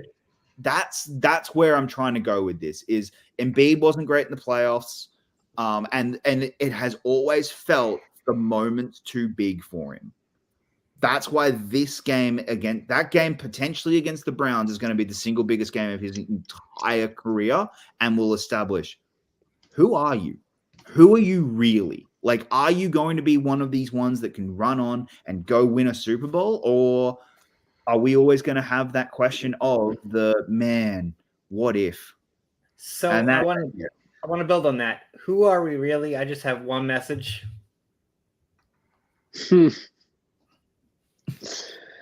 Yeah. Look, the Dolphins have a lot of questions they're going to need to answer, especially well, the defense is one, but also offense is good. Defense is one, also offense without certain players, and we'll probably talk about that later. Next game, Mike. Yes, we got it. What's next? Yes. Yeah, didn't get a chance to talk about this last week because we took last week off. But yeah, Steelers looked solid offensively under Mason Rudolph. This game looks solid too. Not due to passing, though, due to running. I'm not sure if it's a combination. I'm not sure if it's our run offense got better or Seattle's run defense sucks. Probably the second one. It's a combination of both. I think it is a combination of both. Look, they look good on. Their run game looked good this week. I'm not going to. They did. Two solid backs. I think the Steelers looked good, and I'm not. Look, here's the thing, and we were saying this in the chat. What I'm about to say, I am not advocating that Mason Rudolph is your future quarterback. What I am saying in the last 2 weeks, what I am telling you right now that Mason Rudolph has done in these last 2 weeks is end Kenny Pickett's career as a Steeler. Because I've told him the same thing all week. Because he's done similar numbers. He's put up but it's never numbers in a short amount of time. Why is it looking this good? Because they had a run game this week. They had a run game even when Pickett was there. They didn't. Not a consistent one. At times, not a consistent one. Look, this is 2 weeks. It's not great. Okay. It is really not great when at the end it's the same, and it's the same problem the Steelers always seem to have. When at the end of the game of last week, and we didn't talk about it last week, but last week the Steelers get this incredible win. Mason Rudolph is all celebrating, the whole team celebrating, and they cut to Pickett, and he looks like someone shat in his bed. He is just sour and angry, and it's like, wow. Shat in his bed so much that he got benched for being a little bitch this week. That's a guy who knows my job's in trouble. Now I really do. And I'm not gonna discourage his job from being in trouble. I'm not gonna say that. I'm not gonna discourage the competition. This draft, Penix drops, you have to draft him. You have to draft him. I don't know if he falls that far though. There's so many teams. He could end up there in the mid-teens. So if the Steelers miss the playoffs, that's where they're going to be. If Steelers miss the playoffs, he could. And then, or you guys make the play for Russ. That's the other big one I think you could do. Yeah, you make. I don't think they can afford Russ though. Russ is going to be probably on a cheaper deal. Much. Even at a discount, I don't think we can get him because I think we have like $6 million in cap space. Hey, Chance, you're going to have cuts. You're going to have free agents coming up. Like, there's a lot that could happen to get. But also, Chance, I expect that that soliloquy to open an episode as soon as that trade happens, bro. Just remember that we got that bet going on. Hey, you know what? Look, I'll do it, but when I give up on Pickett, not when you decide. No. The the agreement was when the Steelers give up on Pickett. That was the agreement. But yeah, look with that game, the running wasn't the run game was impressive. Passing game didn't have to do anything, just like make plays when you needed to make plays, and they did it. I'm pissed off that they couldn't do this consistently during the regular season, and pissed they couldn't do this with Trubisky, who I think is maybe higher ceiling than Mason Rudolph. I don't know. You guys have the perfect bridge quarterback right now, and Mason Rudolph. He's the perfect bridge quarterback, and is the reason you need to move on from Pickett, because he can at least keep you afloat. I know we had the argument a couple days ago where you were looking at his first year of playing, which was a sophomore season, like, oh, his numbers suck. His numbers are arguably comparable to Pickett, if not better, and Pickett's entire career with more games in that one season. So I think like the biggest problem you guys made as a team was. And it's not overtly a problem because of who he was, but you respected Big Ben too much. When he got in, you needed to go and just it's the exact opposite of the problem the Green Bay Packers have. We're like, hey, Aaron, we love you, but we also need to focus on our future. Big Ben was a lot like Tom Brady. You bring in a young QB, I get pissed off. Yeah. And that fucked them over a lot. And that's why I laughed. I will never contend that fuck is taking shots at the Steelers and like, oh, the culture's dead. No, you fucked them over by your inability to let them develop young quarterbacks. I will never not disagree that we let Ben hang along. We're loyal to Ben way longer than we should have been. Like, probably should have tried to get an exit strategy in like 2018, 2019. The Browns in the playoffs. Well, no, the Browns loss was after he was injured, and that's like what's hard about it. After the injury year should have been the year you went, let's go get a kid, and it would have been. And then obviously that means the 11-0 season doesn't happen, but you're at least building for the future. Same problem the Patriots are going through. Same problem that Green Bay could potentially be going through. Like it's. We'll see what happens, but yeah, like that's just. But so with that in mind, we're going to go on to the team that I think is in the absolute worst position in terms of this conversation, the Denver Broncos.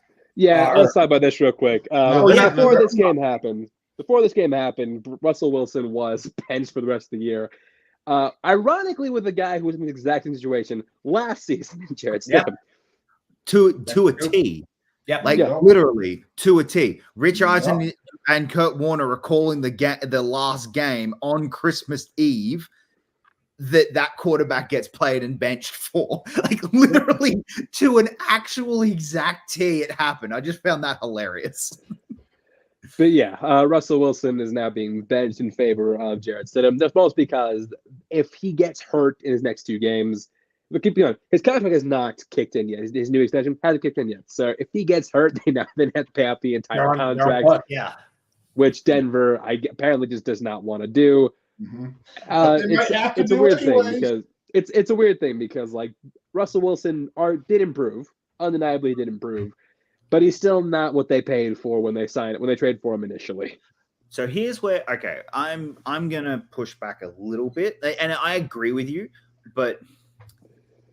So the report came out that after the Chiefs game, they sat down and they said, "We want to, we want you to not to cancel lower the extension. They said they wanted him to lower it, not cancel. So they wanted him to cancel his injury guarantees. The injury guarantees. He wanted to. They wanted him to lower the injury guarantee as well. Yeah, and admittedly, at that point, he went, "Why?" Because you don't do that. No team ever does that. No player does that. That's not a thing. So, and to the point where the Players Association had to get involved. They're getting involved right now because they think this is Denver might be mismanagement, in trouble. and they might have to pay the contract regardless. Yeah, this isn't over at all. But the last month, I've even said on this show, I think Russell Wilson's been playing selfish. I think the way Russell Wilson has been playing has been poor these last 5 weeks. I take it all back. That's not Russell Wilson's fault. 100%, I'm not going to blame Russell Wilson for that because the team told him, we don't want you. The team just straight up told him, you're not going to be here next year. They threatened to bench him earlier, but they were still in the playoff race, so they let him start. Well, they were still in the playoff race this week, but the team basically went, we don't want you. After the win and it's especially after that Chiefs win, after the great Chiefs win that they had just had, this great moment, and they've just gone, we don't want you. So he went, cool, I'm going to be playing like I'm ordinary. And that's what he was. And that's how he was playing. He wasn't playing Sean Payton football. He wasn't playing the way Payton wanted him to play, and it wasn't playing as well. But Payton, that's what you get. It is so clear since day one, Payton didn't want Russell Wilson. It has been clear that this relationship was always never going to end well. Right here. And right now, they're going to have to overpay for whoever they get. They're not going to get free agents. No, they are in no man. No, they're in no man's land in the draft. And Sean Payton, look, he was a good coach in his day. He's one of those guys that might not be working in the modern NFL anymore. Yeah. Look, I have a lot of respect for Sean Payton. I lost a lot of it this week. Lost a lot of respect for him and how he handles the NFL. This was wrong. This was bad business, and it's not like Wilson. Wilson hasn't been playing up to the level of his contract, so I understand that part of it. But the way you handled this was horrific and bad, and you don't do this. That's the part where it's like, no, you don't do it like this. And Payton has lost a lot of credibility in this league, and I think they're going to have to overpay massively for any free agents that they get. I think they're just going to end up sitting out this year. They're going to have to be like Jacksonville 2 years ago. Yep, exactly. Basically. So. Congratulations. Is there a QB of a high caliber coming out after this year? A free agency, Kirk Cousins. That's it. No, I'm not talking about free. I'm not talking about free. No, agency. in the draft. Oh, like draft? Maybe. McCarthy's supposed to be coming out this year, from what's being said, because he's considered a second. What's his name's kid? Maybe. Whose kid? Quinn Ewers might be the best QB in the next draft. Yeah. Ewers, Shador as well. Shador Sanders. Yeah. That depends on Colorado making a massive jump. I don't count on them making. Let's talk about the Sunday night game real quick. This is the last game we're talking about this week. Okay. This game was win and survive, lose, go home. Yeah. The Vikings said that and said, okay, we'll go home. Yeah, the Vikings had to rely on the Mormon miracle, Jared Hall, to start this game because they could rely on any QB. Jared Hall was so bad they put Nick Mullins back in the game.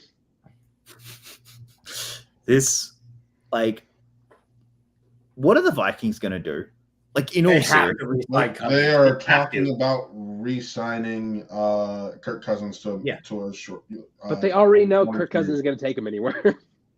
They have to. It's their best option. It is their best option. It's one of those things where, like, you give him a 2-year deal. He's a pocket-style quarterback, so the Achilles isn't going to bug him as much as it would others.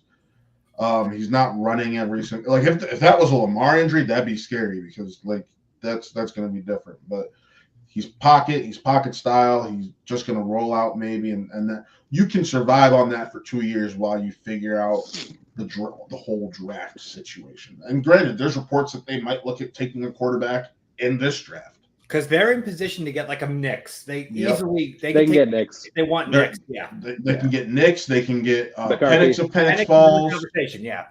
So, I mean, McCarthy's supposed to be a second-round pick. Penix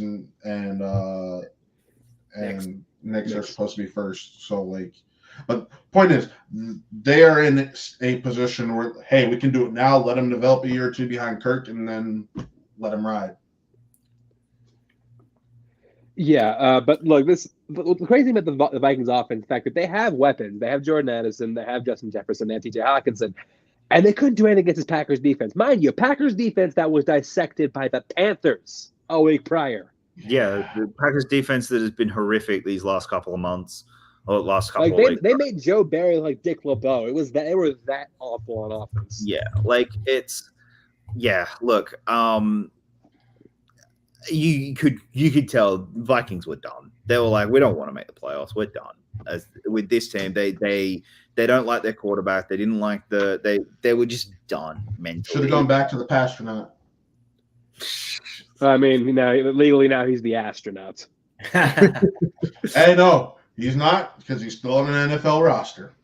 That's true. I mean, that's true. Backup he's still quarterback there. is the best position you can ever ask for. So, Well, backup quarterbacks, like this offseason is going to be insane for backup quarterbacks. Oh yeah, because even though the Vikings benched him, Dobbs played his way into at least being a backup somewhere. That's undeniable. he's a backup. What's scary is we ended up using. Everybody thought we weren't going to pass the number of backups used last year. We ultimately did. We did. Yeah. Oh, next year's tier ranker is going to be amazing. Yes. Yeah. So backup quarterback is going to be a position that people actually value. Those rookies that, those rookies that get drafted and are behind someone are realistically probably going to be behind two people unless they really impress in camp. Yeah, we now finished with the week that was. Now looking forward to the final week. Kind of, because a lot of these games are not going to be exciting. There are a few that were exciting, and Mike, I'm hoping you save those for the very end. The games that actually mean something. I have them in order of their times. I put them in order. So we are going to start with the first one. Yeah, the I should say bench bitch. No. Again, like I'm not taking that for anything because like Pickett's never had any disciplinary problems. I'm not taking like the rumors as fact. So miss me with that shit, Mike. Matt, not Mike. When almost every Steelers reporter is coming out and saying they've heard it from someone in the organization, that's not a rumor, buddy. I also just don't pay attention to that shit. Like who cares? But like Ravens versus Pickett. Ravens resting a lot of their starters, probably. I don't think the Steelers win this game because of. I don't think the Ravens are going to put up a fight. Well, that's like the Steelers have a really weird path to playoffs because of games they fumbled away. I actually have it pulled up. Thank you, Trubisky. So they have to win this game. Then Buffalo needs to lose, or the Jags need to lose, Jacob. I fucking know. Okay, don't fucking at me. All right, I know. So we win. Buffalo needs to lose, or the Jags need to lose, or the Colts and Texans need to tie. Or there's one more. I can't remember, but there's also one where we can lose. They can't tie. No, there's one where we can lose. They can't tie. Denver needs to win, and the Jags need to lose. I don't know how that works. Your fate gets sealed Sunday or Saturday for the most part. Your fate gets sealed Saturday for the most part. Yeah, unless Miami wins, which we'll talk about later. But yeah, let's talk stocks or not stonks. So I can't control that either. And all Steelers are not stonks. You are so lucky. I'm not running stream right now. Good. I'm so proud of you, Deacon. Deacon's like, I got the power this week, and I'm just fucking. He's got power for the next 6 months. I'm not going to run stream for the next 6 months. All right, this is one of the most important games of the week. It is. Hugely important game. And remember, there is a real chance the winner of this wins the division. There is still a chance that happens. This isn't just a playoff spot. This is also you could win the division spot.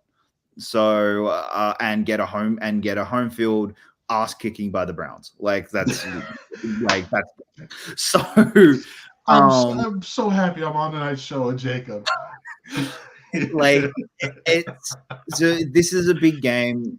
I'm gonna say the Texans because I think CJ Stroud will play well. I have the Texans. Do you think I was gonna time out real quick, Mike? At least give the defense stunks for the Steelers. No. Give the defense stunks. No. No.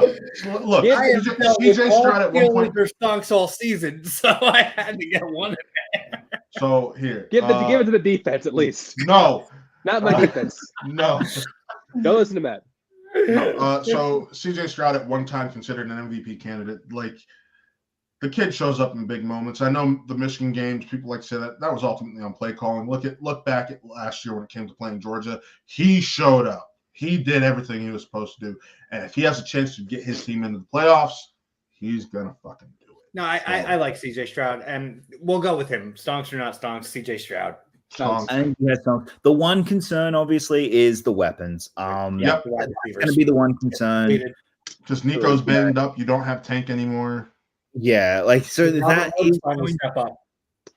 Yeah, and again, I think, again, this is also if this is who's getting runner-up in Coach of the Year. This is Kane Steichen and D'Amico Ryans. They're two incredibly well-coached teams. So this is absolutely a huge game for both of them. I wouldn't be shocked if either of them win. Don't get me wrong. But I'm going Texans. Yeah, I'm also going Texans. All right. Well, he ran away, but I'm still going to do this anyway.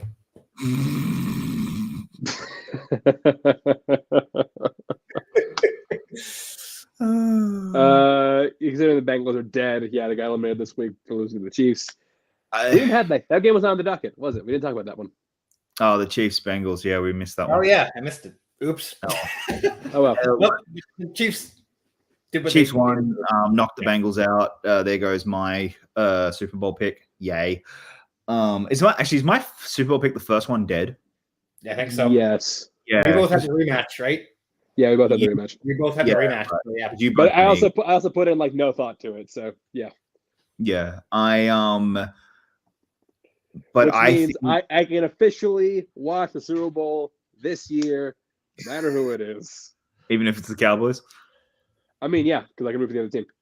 Yeah, okay, fair. I got the Bengals. Yeah, this game, I think I agree with Matt. The Bengals are done. The Bengals are done. If the Bengals sit T and Jamar, I have the Browns. It's a matter of who plays. Yeah. But Jeff Driscoll and our what the hell is that? Jeff Driscoll and our very young, unproven receivers, I don't trust it. So, Pierre Strong's probably going to be our starting running back. That's what I was about. I was actually going to suggest him as the stonks or not stonks of the week. Pierre Strong against this Browns.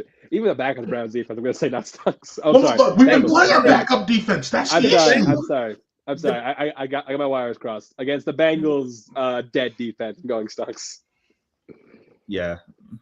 Look, like I said, I'm saying Browns actually win this. I'm going Browns.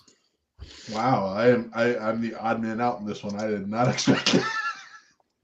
I think you can very much tell the Bengals are angry at each other, and they're just angry at how the season's gone. You mean the Eagles are right now? Yep.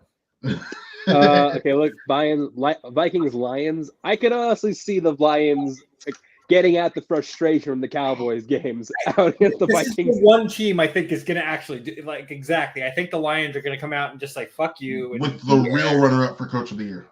Yeah, beat the shit out of them. Yeah, Lions. So Vikings, I'm very, very sorry. You're about to get murdered. I think the teams are going to take out some frustrations on you. I'm going to throw out Aiden Hutchinson for the stonks and not stonks because I think stonks. It doesn't matter. Doesn't matter if it's more a miracle. It doesn't matter if it's the astronaut. Doesn't matter if it's Nick fucking Chuck. He's gonna kill whatever quarterback's in the backfield. Stonks. Yeah. All right. So a game that's interesting on one side. Jaguars need to win. Jaguars win this It's game. not. They This clinch is the division. this is interesting on both sides because the Titans have a history of playing spoilers, so I can Yes. easily see them playing this. Well, the crazy thing is, like, the Jaguars did this to a team 2 years ago, where it was Indy. All Indy had to do was win against the Jacksonville Jaguars and they did. in Jacksonville, and they were in the playoffs. And the Colts undertook this. And it was the Jacksonville team that picked, like number 2 also. That's the one. Oh yeah, they did pick. They did the Browns method. They didn't. They went one back to back. Yeah, but so this is a team I could very well see. Look, it would be hilarious, by the way, that episode of Hard Knocks in season with the Colts, the season finale, incredible because the whole episode was just like, this could happen again with the Dolphins. We'll get to that, but it could. Well, no, because the Dolphins are in. Yeah. But I'm actually going to say Titans, and here's my reasoning. It's raining. Lawrence in rain is horrific. He has been awful all year. He's playing with an injury, and it's raining. He is not good, and he fumbles and will turn the ball over. I mean, I'll say Titans just because I need the Jags to lose. Because as long as they lose this one, and Colts and Colts Texans is not ending a tie. Steelers in the playoffs. I just need time. You need Colts Texans to end in a tie.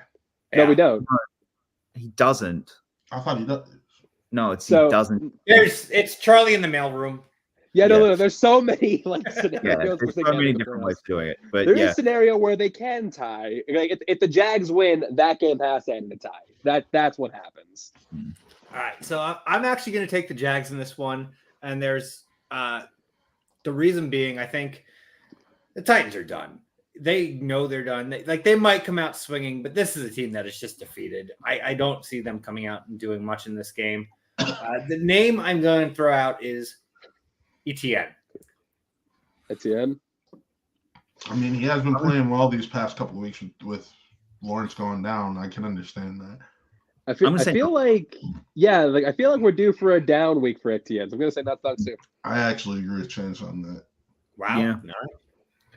Well, a game that I have some emotional stakes in.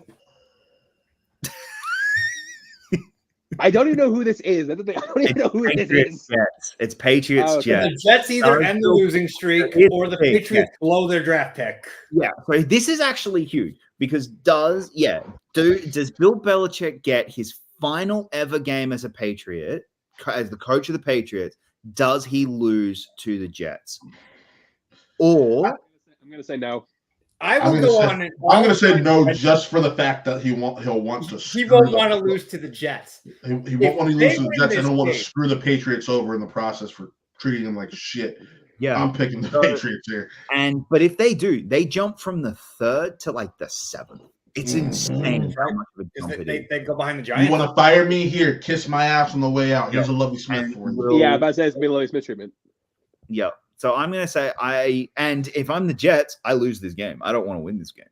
Like do you really want to have to deal with the Patriots having Caleb fucking Williams for the next decade? The Jets could also move up depending on circumstance. I think they can move to 6. I don't think they can get any better than 6, but depending on what happens in these other games, they could potentially, it's not likely based on the matchups, but they can get pretty high. As opposed to if the Jets win. You would need the Giants, Titans. You need the Giants and Titans to win. You could possibly fall away to 5, I think, because of Chargers. We'll see on that one. But again, this is a game that me being dead inside, I'm like, oh fuck it. Either we're gonna end Bill Belichick's run with the Patriots, which is a reason to celebrate, or we might improve our draft pick. This week is somewhat of a wash for me. I really don't care about the outcome. I mean, you win no matter what. You win no matter what. It's a win-win at this point. Whatever happens. I'm not going to stress over this one whatsoever. Let's talk stonks, not stonks. Ezekiel Elliott. Actually, I'm going to say he's been playing so well these last few weeks. You probably played himself into a starting job somewhere next year. No, he didn't. I think he has. I think he has. Rotational. These, Ooh, the Rotational. Vikings these last are few strong. weeks, yes, I- without a doubt, he Look, has. I think there's half a chance next season, especially if they don't do anything this year, he signs again with the Cowboys as that power runner right at the very on the Because Pollard 5 hasn't been hit, homie. Yep, because they've gone, fuck, we made a mistake. Now, I'm not saying like not to be their main runner, and he'd have to accept that, but I think he has I played. think he would because he wants to play with his best friend and he loved Dallas. Yeah. All right, so let's move on to one of the most meaningless games of the week. Falcons versus. Actually, not It's quite meaningful. because, This is potentially meaningful. This is potentially for the division. granted, it's a big goddamn if. We'll Yeah. get to that later. We're going to get to the very next game and discuss why this is not for the division. But Chance already ruined it, but I'm going to say Saints. In I'm also this going to one. say Saints. I'm I'm also on saying the Saints. Saints. I'm on the Saints as well. The Falcons are just a mess. Yeah. Art Smith gets fired after the game. I'm calling it. Let's just He'll make get this fired one here. Monday. He'll get fired Monday. I don't think it won't be Sunday. No one's getting fired on Sunday. It's be Monday. Let's go with old Taysom Hill. Oh, stunks always. He's one of those guys. Perma stunks. Permanent stonks, Taysom Hill. Perma stunks. Taysom Hill. Yes. All right. And speaking of that division,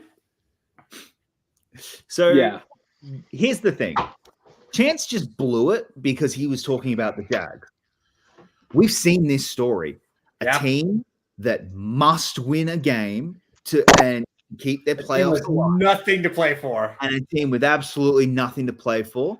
A team, and what does Baker have? Oh, a chip on his shoulder against the team that got rid of him. What did Colts have that year? A chip on their shoulder against. Colts had a chip on his shoulder because it was Carson Wentz. Like, there's so much here, and I can see Baker playing an awful game. I can just see it coming, and the Panthers win this, and Bucks miss out on the playoffs. I can see it happening. I gotta look at the weather. I'm only a couple hours drive from this. I'm like half tempted to spend the $1 to get into this. This is really $1 because you do have the gas money itself. Well, I mean, that's true. You know, we'll say the round trip cost of $50 to get into this game. And parking. You got to remember that parking. Well, and parking, but I can probably manipulate that. But still, like, I do think that Baker, I think we're going to get pissed off Christmas Day Baker from last year in this game. I think he's going to come out and be – I think Mike Evans might get 3 touchdowns. This is a game that Baker is going to come out so angry after last week that I think that they will do what they're supposed to do. But I'm not going to say that what you all are saying right now with the Panthers just having nothing to lose and just going out there and just having fun with this game. It could happen. I'm picking the Bucks, but I'm not going to – I wouldn't say the Panthers winning would shock me. I'm also picking the Bucks, but yeah, again, if Panthers win this, that'd be hilarious, and Baker would say lose his job. Like, we saw how fast Indy ran Carson Wentz out of town after losing. I root for the Jags. downfall of Baker Mayfield. So Carolina. You're just jealous. You can ask Chance and Deacon. I have been anti-Baker since he was on the fucking Browns. Oh, yeah. Yeah, sure. Like, he's never liked Baker. That's fair. All right. Bears. The Bears. This is another Justin one. Like, Fields again, talk. we're seeing so many. The script writers are getting lazy right now. We're seeing so many storylines come back. Oh yeah. The Packers were this exact same scenario last year, where all they had to do was beat a division rival and they're in the playoffs. Here, And they gave him the middle finger. Same thing. And honestly, I think it happens again. I think the Packers missed the playoffs by losing the fucking Bears. Wow. I think I got to go with the Packers, being that this game's at Lambeau, but still, that this game has Last year was at Lambeau too. That's the thing. Last year was at Lambeau too. There is one big difference. If Aaron Rodgers was the quarterback of the Packers this year, I would agree with you, Chance. But he's not, so I'm going to go with Jordan Love wins this game. Yeah, but what Jordan Love are we getting? Yeah, but Aaron Rodgers in a big game. Jordan Love in a big game, probably worse. We haven't seen it. We've never seen it. Exactly. Probably worse because Jordan We Love's don't not know the caliber of Aaron Rodgers. We'll laugh if he wins this game. I'm just going to hold that over Aaron Rodgers forever. I'm fucking so over Aaron Rodgers. I'm so glad that I've been proven right of how much of a dick that man is. Hey, he's probably about to get a lawsuit, heavy lawsuit his way. I'm sorry, Mike, that he's your quarterback, but Jesus Christ. I hate that he's my quarterback because I don't like Aaron Rodgers. But Want to trade? I was gonna have to. I will give you all of our quarterbacks for Aaron Rodgers for a year. Oh man, I'll take Aaron Rodgers and his baggage over Pickett. Yeah, exactly. Shut up. Let him draft Penix and then make that trade. No, you have to do it right now. Stonk's not Stonk, so let's go. Jordan Love this game. I think he has a good game. I think Not Stonks. I feel trapped for Jordan Love, not Stonks. And when you name him for him, he doesn't do it. Here's the thing. If Packers lose this game, it won't be because of Jordan Love. It'll be because of the defense. That'll be the reason. It'll be secondary in particular. Yeah. We didn't get to talk about Jair Alexander. We never talked about. Oh my God! Right? Yeah. Yeah, Jair Alexander, your best player on defense, might not be a Packer next year. No, he's going to be a Packer. I don't know. He might get traded. He might. I mean, well, most of it's not. What's his name? The center's absolutely getting traded. I forgot his name, but yeah, you're right. Yeah, he's going to be a Jet, and hope you enjoy that. Bakhtiari? No, yeah. He's a tackle. Left tackle. Left tackle. Yeah, but he's going to be enjoy that. You having a team of having 40-year-old Packers as your team. Bakhtiari's not that old, actually. I know, but I'm being facetious. Just a whole bunch All of right. All right. Yeah, Brock, two teams not to play for. I'm saying Denver because for some reason the Steelers need Denver to win. I don't get why, but they need Denver to win. I'm going to say the Raiders because I think this is the one Antonio Pierce needs to secure the job. That I think the Raiders because the players are going to be playing to try and get Antonio Pierce the job, and I think that this would be. I got the Raiders as well. I do think the Raiders win, but for some reason, still need Denver to need the Broncos to win this. So go Broncos. Don't ask me why. I just do. We've lost you, Mike. Yeah, you're on your Bluetooth audio from your headset, I think, because of your Still lost you. Oh, you're talking about Mike. I Yeah. thought you were talking about Chance's Mike. No, I've lost Mike. I cannot. We've lost Mike. Mike, can you drop the Raiders thing? Because I can't see if it's you or if it's the computer. It's your computer. Okay, hold on. You're back. You're back. All right. So, stonks, not stonks. Let's just throw out. I don't know. This one's tough. Let's throw out Jacoby Myers. Stonks. Sure. Why not? Sure. I was about to say Devontae Adams makes sense for stonks, but. And Eagles. I think this is actually kind of a must-win for the Eagles. It is. Well, it is I'm because going Eagles. I mean, the Eagles need to win this and pray for a miracle. But yes, Eagles. Yeah, Eagles need to win this and pray for a miracle. Pray. But not only that, no, this isn't even just a must-win for that reason. It's a must-win for morale. They lose this game.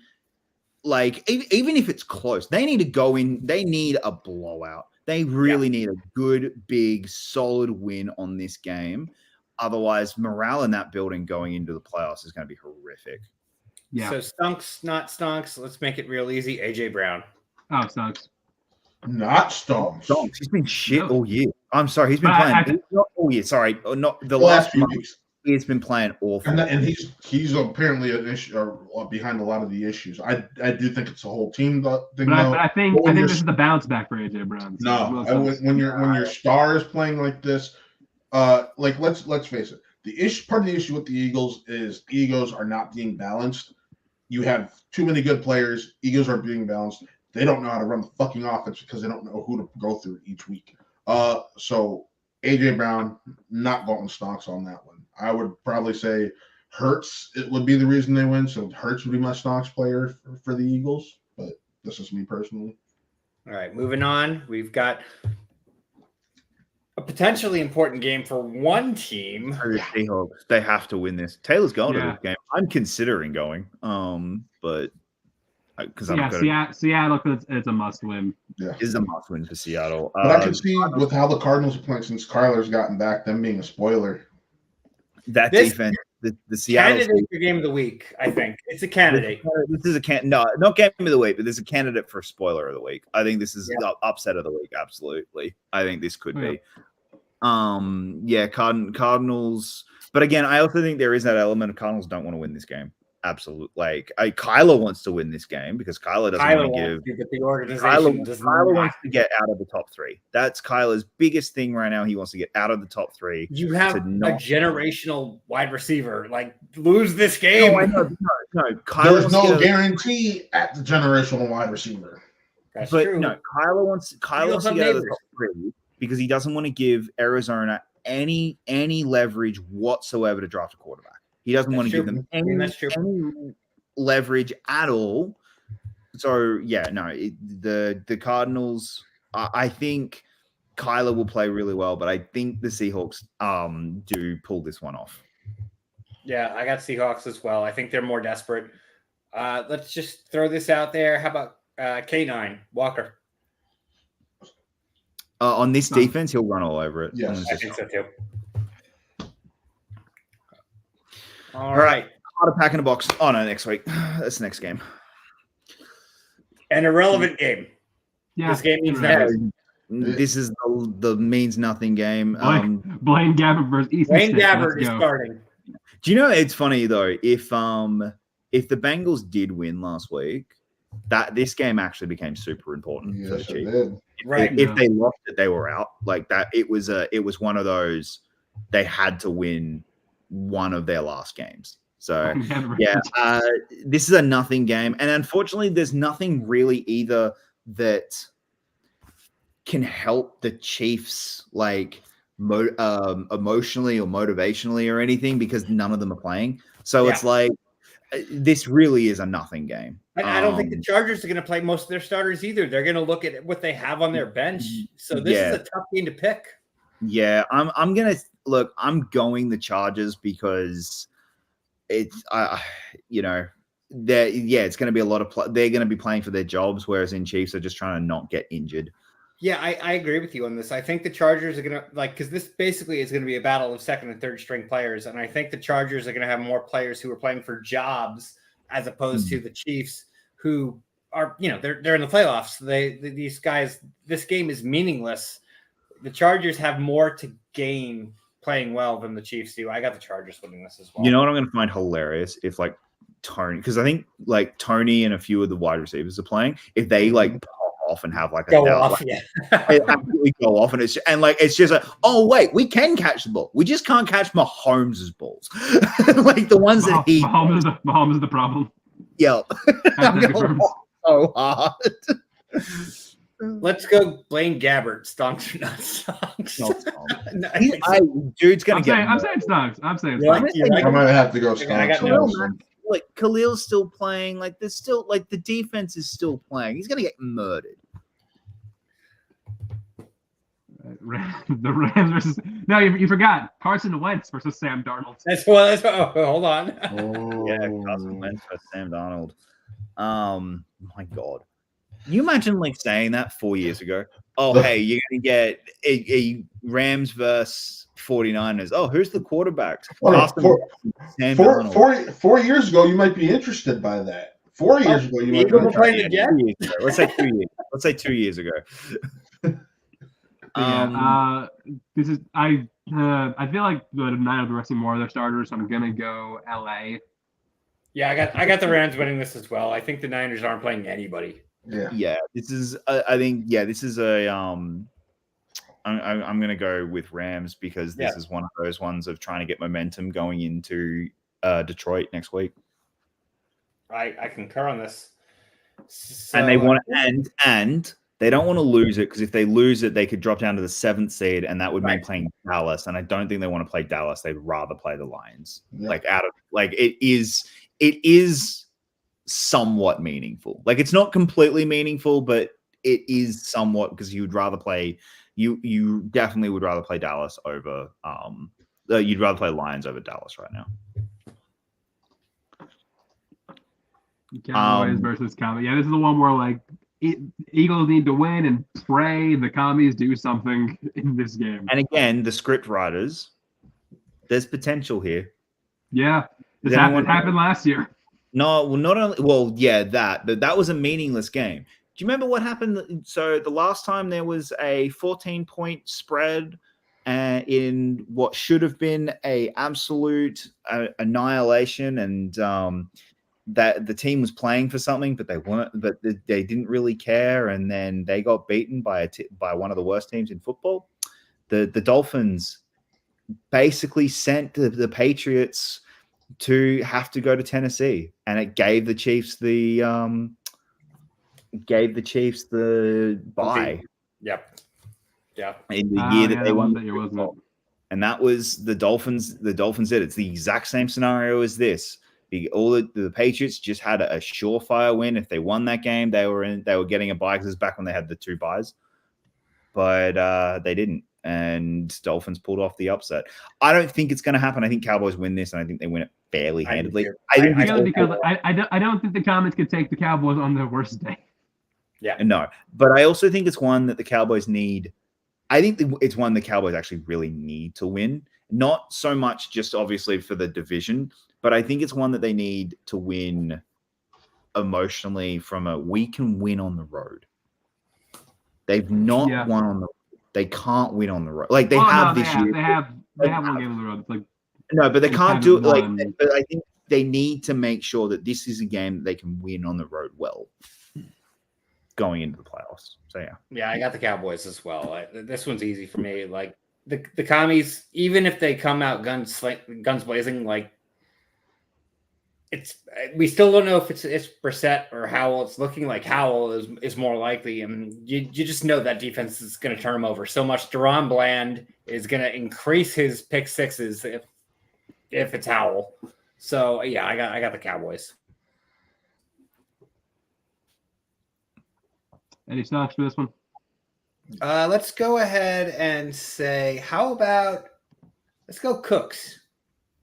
Brandon Cooks? Sure, I'll give him stocks. And I'm not impressed with Washington secondary. Yeah, on that, I'm going to say he's actually been playing pretty well the last 2 weeks. He has been playing quietly, under the radar very well. Yeah, I had him on my fucking bench. Yeah, Brandon Cooks doing Brandon Cooks things. So, you got Flacco'd. That needs to be your team name next year. I got Flacco'd. Yeah. It will be. All right. Well, I better get Kingdom of the Planet of the Apes as my movie. You're saying that mean you're not going to get it. Don't you mean? No, it's gotta be a summer movie. Yeah. Summer movie. Hey, no, right. Don't you mean Deadpool 3 then? I'm not big on Deadpool 3. I don't. I know you're not. I know you're not big on it, but it goes by box office, and let's face it. I'm not. I don't know. I think it's either Planet of the Apes or Furiosa is going to get it. But really, number one. Interesting. Do you know there? So Jacob happy either way. You got to remember that. No, I mean, okay. If they lose, they fire Sean McDermott probably. Absolutely. So here's the Jacob happy. Jacob happy. Here's the thing. If the Steelers lose on Saturday night, I actually no, it's not irrelevant. Home field, yeah. Well, yeah, it's not that if it's irrelevant. I feel much more confident,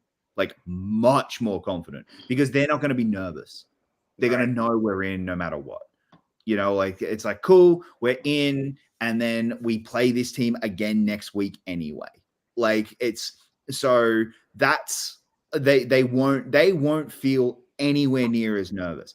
If they're playing for their playoff life, I'd be nervous about that. Now, so me being the ultimate hedge, did something very stupid today to make sure that no matter what, I'm very happy. Put $50 on a 3-way bet. Steelers, Jags, Dolphins. It's the Now, what are you gonna do if that doesn't pan out? If it doesn't pan out, Bills get the number 2 seed. Right. Well, If no. it pans out, or make the playoffs, doesn't matter. I will be happy if it doesn't pan out because it means the Bills made the playoff. If it doesn't, because it can pan out. Well, no, because also you can have the Bills miss the playoffs and still lose that bet. No, you can't. No, he's right. You can't have like he made the perfect bet for that. Yeah, it's if the Jags lose or the Steelers lose, Bills are in no matter what. But what if the Steelers win and the Jags lose and the Bills lose? Then we're in. We're the 7th seed. Are you really? Yeah, that's the thing. Yeah. Like, if Jags lose or Steelers lose, it's one or the other. It doesn't have to be both. It just has to be one of them losing. We're in, no matter what. We just don't win the division. So yeah, that's I made the bet that makes me no matter what I'm happy. No matter what I will make some level of money, or my team makes the playoffs. So that's fair. Yep. So that's the only way I'm going to get through Sunday. Otherwise, I'm going to have a heart attack. This is the Jacob is terrified. I don't know if we're winning this. I really don't. For my sake, I hope you don't. I'm going Miami just for my sake, and also it'd be hilarious after everything you said about my team. I got Buffalo winning this game. And everything you said about my team would be hilarious. I was the only one to make the playoffs. Yeah, no, and that's fair. Like, look, hey, at the start of the year, I did say I didn't think we were making the playoffs. You did. But and here's the thing. If we do make the playoffs, we have to go on a run. Because if we don't, I think we have to make it to the conference championship or McDermott has to be fired. Like, it's conference championship or McDermott's gone. Like, one or the other. And I think they will do that. I really think we're at a point now where they should be, honestly. Where they've known there's a ceiling, and hopefully that means we can get Harbaugh next year. I'm really hoping that happens. I'd love Harbaugh. I would kill to get Harbaugh next year. Anyway. All right. So that's going to wrap it up for this week. Let's do not stonks. How about we throw out James Cook? Stonks. Real quick, I do want to say I got vindication this week. Vindication, because my Cleveland Browns, y'all laughed at me when I put a lot of them on that top 10 list. But guess what? 5 starters, 6 alternates, all of them are the ones I said that they were. Vindication. Not Wyatt Teller. Not Wyatt Teller. It was Joe Bitonio. Hey, I put both of them on there, and Wyatt Teller was an alternate. So Brandon, it is money line. No, it's Wyatt Teller's pure money line, not spread. Like, because so if you do that bet pure money line, it's $250. But thank you all for watching tonight. Matt, where will we find you?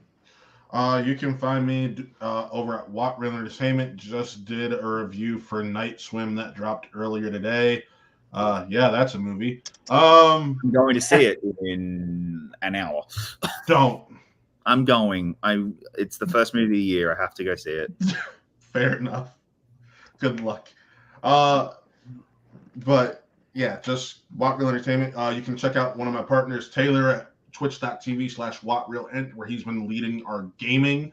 He's been having a lot of fun with that. Just did one of his final wrestling streams this past week. It was Forbidden Door, and that's also on our sister channel, Watt Gaming. You got to see the WWE roster go up against the Watt CW roster, and that was a fun time. So yeah, check us out there. Jacob, where will we find you? You guys can find me pretty much everywhere at Jacob London, and I want to tease something. Just keep an eye out on the Finally Tailored YouTube channel in March. I'm waiting for you to start doing stuff again so I can finally make you wear your shirt. Oh fuck! Don't think I didn't forget. I did not forget. Well, what shirt is this? We'll explain after the stream. It's always Mike, where will we find you? You can find me every Wednesday night on What the Show podcast. Last night's show was absolutely hilarious. We had Adam and Paul from the Movie Guys. Paul told his full engagement story, so if you have not heard that, if for nothing else, go watch that for that, because it's absolutely delightful. And also next week I will be appearing on the Extra Movie Butter podcast with JTE, Moose, and Benny. We will be talking about the Iron Claw. Oh, not Dune? And well, it's not out yet.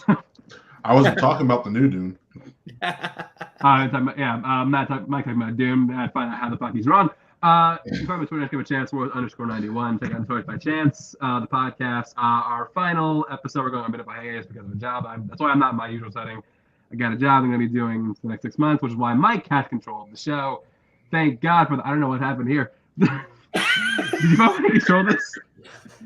Yeah, Mike's controlling the show until I get back to my regular setting. And but either way, Twitter, Chance _91. Thank you for watching. We'll see you next week.